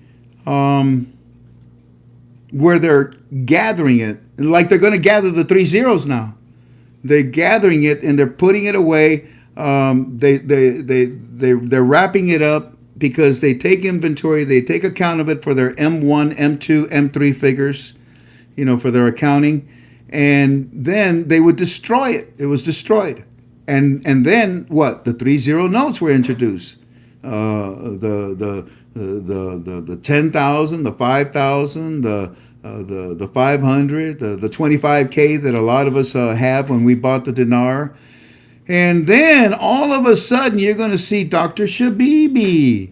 Yeah. And they're going to put a microphone right up to his face. And they're going to say, Dr. Shabibi, concerning the exchange rate, what do you do? Now remember what Blue Star, when he asked them around this same time when this video was made, that's when he went to Washington, D.C., and that's when Blue Star asked him, well, what are you going to do about the exchange rate? When are you going to raise it? And what did he say? What, Tink? It was longer than that, Tink. It was about 47 seconds. And he finally snaps out of it and he tells Blue Star, when we have security and stability. Now, the rest of his conversation with Blue Star was that, and we need to rebuild our infrastructure. We need investors to come into our country. Well, you know what, family? Watch what he says when he's being interviewed. Because what you're seeing now is what they wanted and what they set as a goal. We're at that point now. Please enjoy.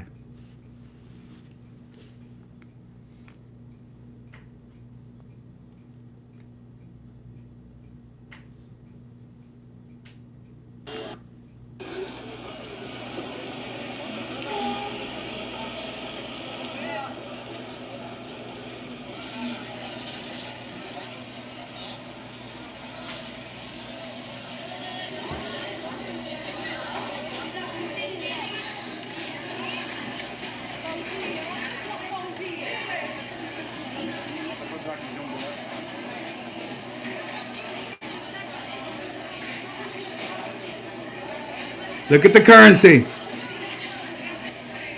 Look at that ugly face. They're stained because they've been marked. They can't go back in circulation. Yep, this is void. Null and void. Draw a little mustache on that guy. Oh, he's got a mustache. Never mind.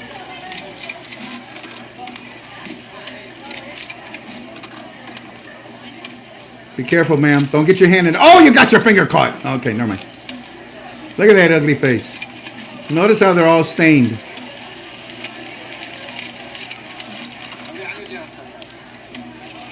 Now listen. Listen carefully.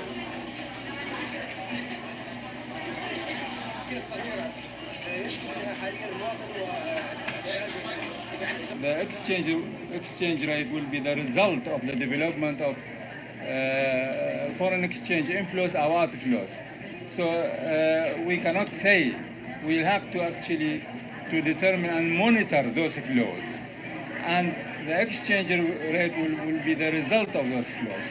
How are you happy about the situation? I mean, if the influx is actually as a result of reconstruction and development, it is welcome.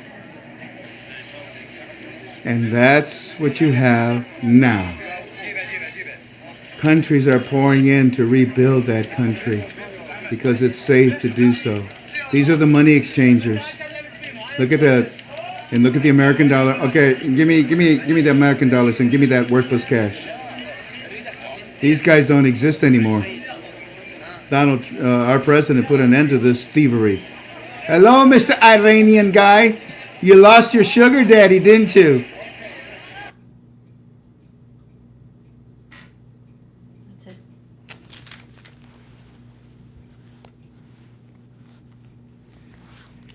Okay, baby, go ahead and bring up the camera back up to my ugly face. Uh-huh.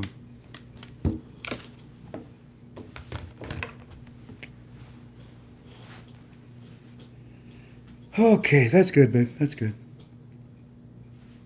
What you think?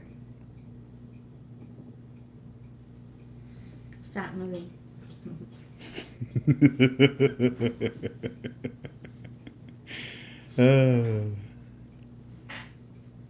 Yeah, when you stop and take inventory of your life, it's a good one, isn't it? And it's all because of our Lord and God. You keep your faith in Him, okay? Be strong. I know it's been a long road, but these are the things that that you've been hoping for, the evidence of things you've hoped for that have not been seen. But you're seeing them now, aren't you? I don't know when they're going to pull the trigger, but I know a dialogue is going to start in 2 days, and oh boy, chatterbox. Yeah, I think that you'll learn a lot more about what's going on in the country. And it also would be smart that they time when they, actually release the new exchange rate with the conversation. So maybe on the 10th, you won't see what they're talking about until they're ready to tell you that the exchange rate is changed. Yeah, these were the beginning. And if you heard, Mr. Shabibi, what about the exchange rate? Well, there's a flow. We're looking for investments for the infrastructure. Yeah, well, you're getting it now, and it happened in less than 72 hours. Yeah, it was like a call to arms, and they're all pouring in. It was like a united nation of investors that decided that we can come in now, and before they couldn't, right? You'd think that you would see one or two, three come in. You're seeing everybody pour in. You haven't even seen all the other countries. Oh, it's a whole lot more than what I tell you, it was Libya, Austria, Saudi Arabia, Kuwait, Australia, I said, not Austria, Australia, Turkey, Japan, Denmark, Russia, the European UN, Canada, Germany, Britain, Egypt. Good gosh, and it goes on and on and on. And it's not a coincidence that they're coming in all at once. Yeah, this is pretty good, isn't it? All right. I want to thank you for being with us. And for those of you that only come for this type of information, we're done. I'm done. Oh, I'll have another inside of my form. Oh, boy, am I going to share more with you. And if you may say, well, it's not fair. You're not sharing it with us. What did I just share with you? A plethora of information that you can't get nowhere else. And that's not boasting. All honor and glory to God and my respects to my teams. But inside of my form, it's called ktfalways.com. Go to that site. Look up on top. There's a little button or a little tab. It says Join now. Join Now.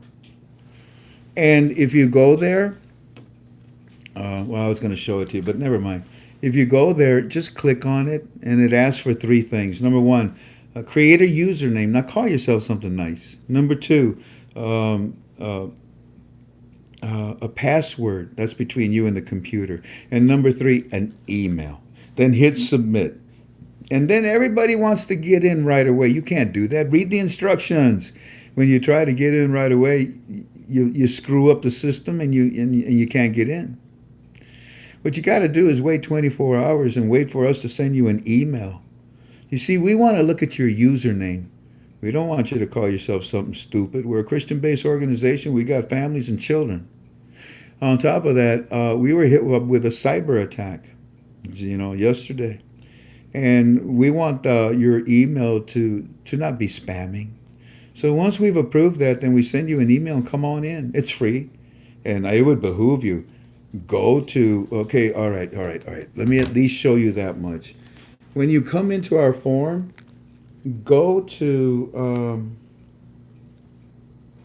hey babe, bring up KTFA for me, please. When you go into our form and you finally get our email that tells you, come on in now, you're a member, then use your user word and your username and your password, come on in.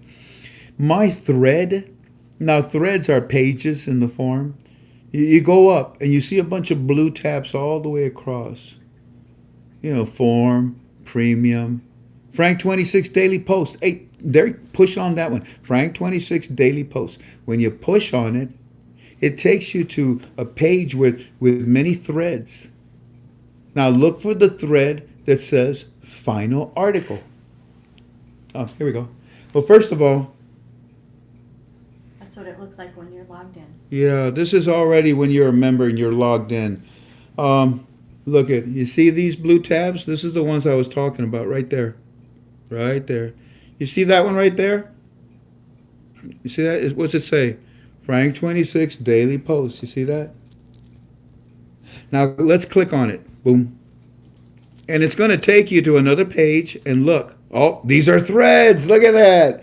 And we have our mission work. We have our daily posting thread. Every day we have a thread that we put out and people post and articles.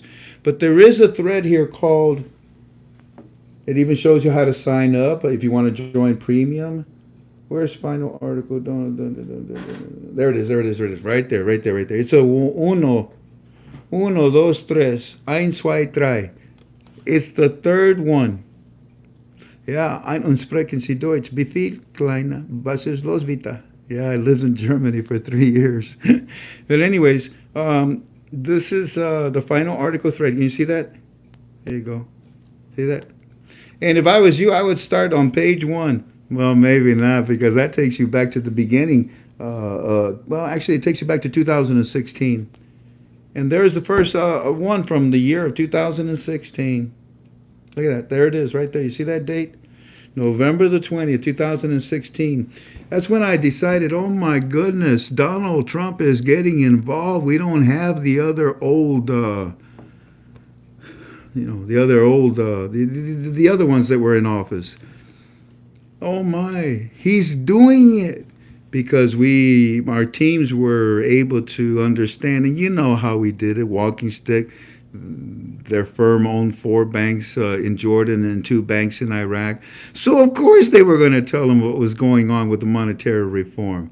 And as we got it, we had to hold on to it until it was public. You didn't know it was public. There's no way you knew it was public. Not even the citizens knew that it was public. But because it was released in meetings, it became public, so we could share it with you. Yeah, you saw it like 4 or 5 days later. Oh, there's the article. How'd you know that, Frank? How'd you know that? I don't know. And I protect my teams.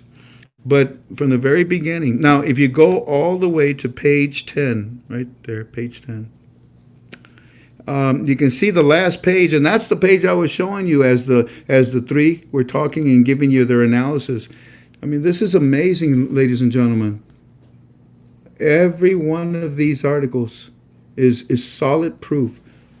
I don't know if you can see them here, but it's solid proof of what's going on with the monetary reform. I mean, I don't have to even give you my opinion. It's all here. And you've got 10 pages. 10 pages. And if I was you, I would copy these. I keep telling you, copy them. Now, and by the way, let's go back to the top, back to these blue tabs, because a lot of you are asking, well, what's this called premium inside of your form? You see this button right here? Where is it? It's the last one. See that? If you tap on this one, come on. Seriously? Okay.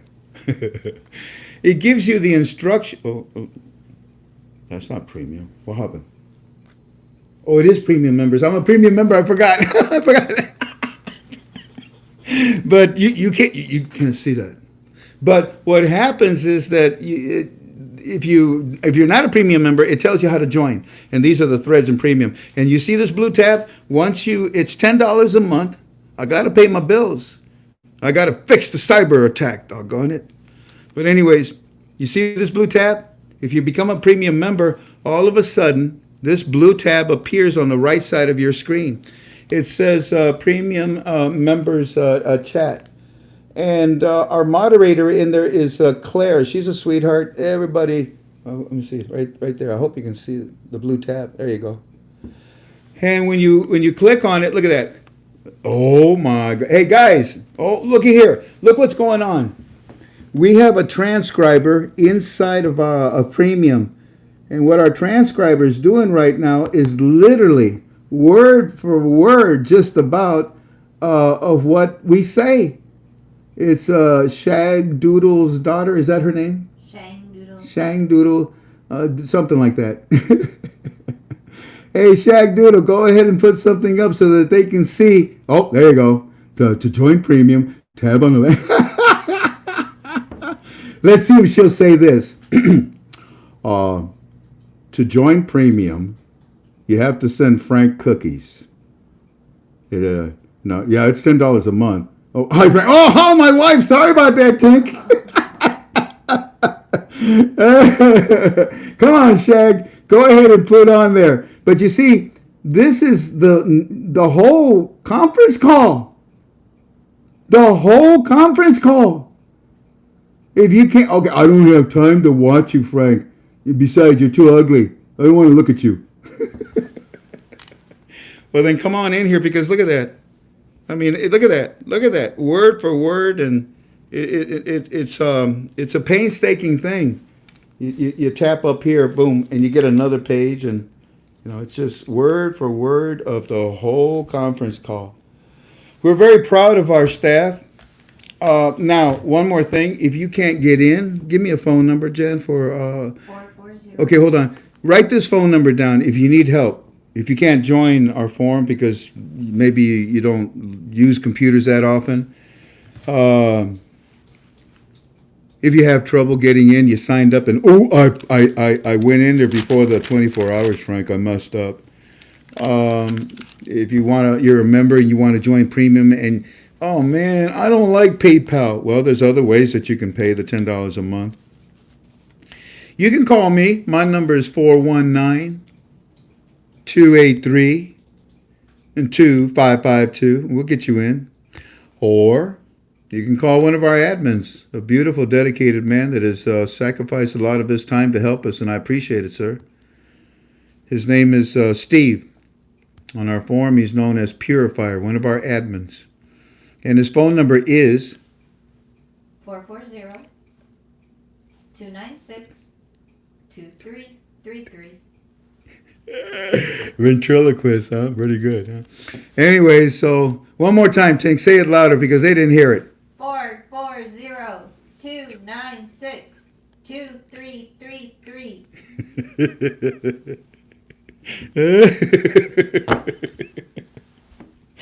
Oh, dear me. So, yeah, we're a family. We're a family in there. And lately, because of what I've been going through, my stress, if we get people that are negative, there's always a negative person. I don't think so. Well, I tell you what, there's a door. Look, if you're invited to come in, here's your $10. Just go away. We don't want no disrespect, and we don't want you to causing any trouble. We have a good harmony. We got thousands of members, and and we're a Christian-based organization, and I do my best to keep my temper. I do my best. Shoot, if you had to do what I did with my wife and I do, we're taxed beyond the supernatural. But it's okay, because this is our ministry. So, yeah, we welcome you to ktfoalways.com. We welcome you if you want to be a premium member. And you can call me, 419-283-2552. Or you can call Steve, our admin, 440 296 296 23 2333. God bless you all, and thank you. And what we're going to do, oh, look at that. We're down to 1,050. Didn't I tell you? Huh? I'd like to talk to you now and end our program about our missionary work. You know the wall that's in back. We need to take the cameras down now. And what we need to do is we want to talk to you about our new missionary work. Here's what it is. I'm going to put the thread up. Hey, Tink, Yes. why don't you read this while I make the tab? My wife is about to put a brand new thread on our form. And we would like to proudly introduce a missionary, Victor Marks and his wife. It's called ATP Missionary. All Things Possible Ministries. All Things Possible Ministry.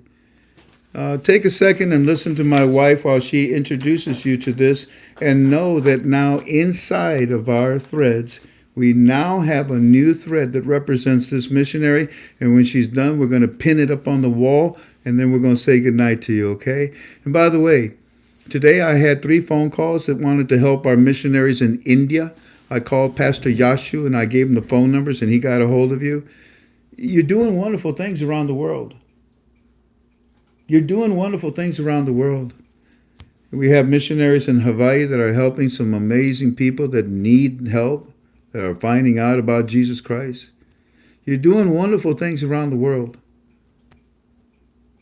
And we're going to do some amazing things when this blessing comes. But I decided not to wait.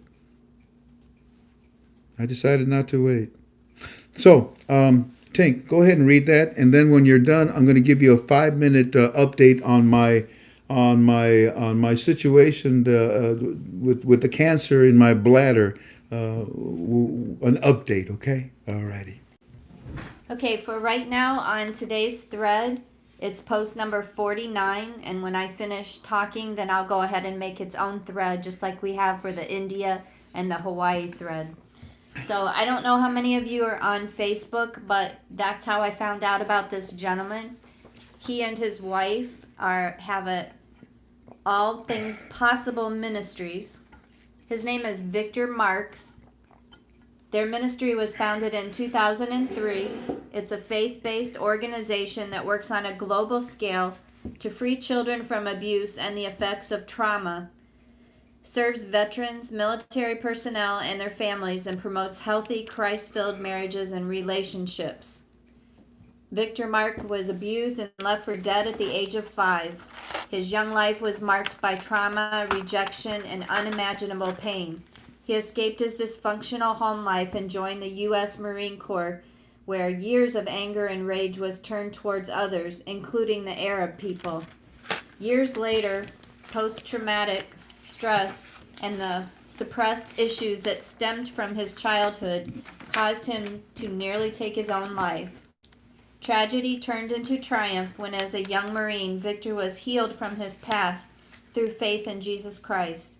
After he shared his testimony with a group of incarcerated youth in 2002, Victor and his wife Eileen founded All Things Possible Ministries, a faith-based organization that works on a global scale to free children from abuse and the effects of trauma.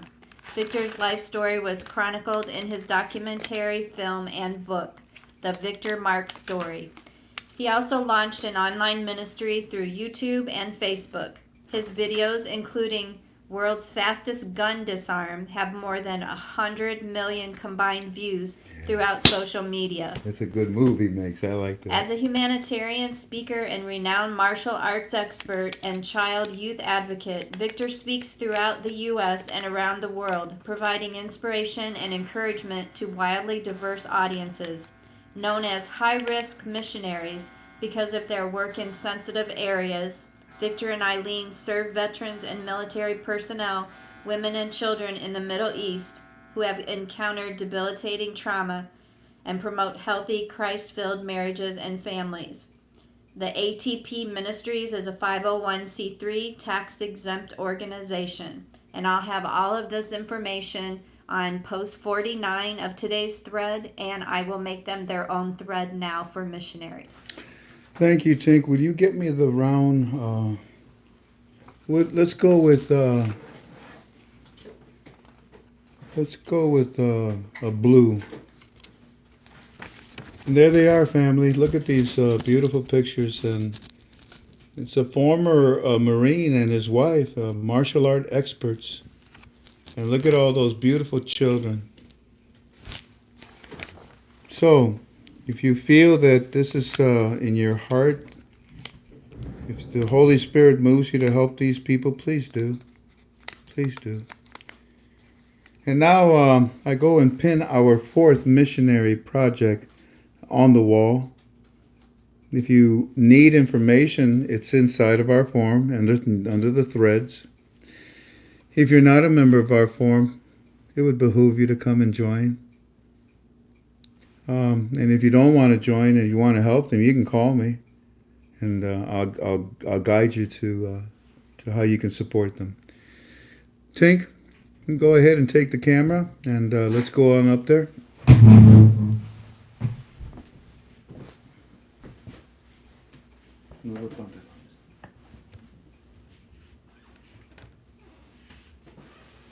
And as you can see, we are looking at our map here. Over here, we have our Hawaii missionaries with Pastor Eddie. Over here, we have K Love that represents the radio station that spreads God's word around the world. And over here is Pastor Yashu that is in India. And now we're very proud to put this right here, if you can see.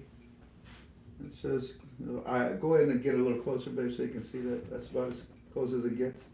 But that's Iraq right there. And we'll put it right next to it. In fact, you know what? We're going to cover up Iran there. And cover you up a little bit closer over to the right. And right there. And Godspeed, ATP in Iraq. May you do God's work. May God bless you and your family in your secret missions to help and bring back children and bring the word of God to all these people in Iraq. There's a movement. There's a movement of the Holy Spirit in the Middle East. And we're proud, KTFA, to be a part of it. We ask you to be a part of it as well, too. Now, as I say goodbye to you, normally I leave you with some dessert, something extra. It'll be inside of Team Chat and Premium. God bless you. I love you. And don't forget,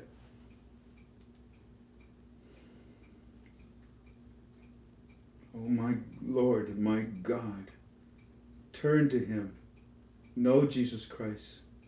And if you want to know Him, I'll be glad to introduce you to Him. Give me a holler, okay? You know my number. I'll see you guys later. Bye-bye. Oh, my cancer? I did a blood test today. And I'm going Friday to the Cleveland Clinic because the blood test, I believe, is going to show that my kidney function has improved. They didn't want to give me the operation to give me a neo bladder because my kidneys are too weak. But by the grace of God and your prayers and eating differently, I believe I've increased the output of my kidneys. And I pray to God that the blood results that are going to be coming out, I think tomorrow, no later than Wednesday, will prove just that. And if that is the case, then I will be able to do something that's called a PET scan. The PET scan will tell me if I still have cancer in my bladder. I've been praying like I've never known before that I could pray. And I believe deep in my heart that I'm cured. And many of you believe that too. Many of you have called me and told me that the Holy Spirit has told you exactly that. So, we'll see if the PET scan shows any more cancer in my bladder. If it does, well then my kidney output will be strong enough because I can do the PET scan. And I'll be able to do the 6-hour operation. It's still a 50-50 thing whether I survive it or not. To give me a new bladder. It's made out of my intestines. Imagine. But if I don't qualify, then they'll give me a 3-hour operation. And they give you what's called a stoma in a bag on your side. Psychologically, it bothered me until I realized I have nothing to complain about, and only the gratefulness of my Heavenly Father. In good and bad, I praise Him, I adore Him, I worship Him, I glorify Him. Shalom.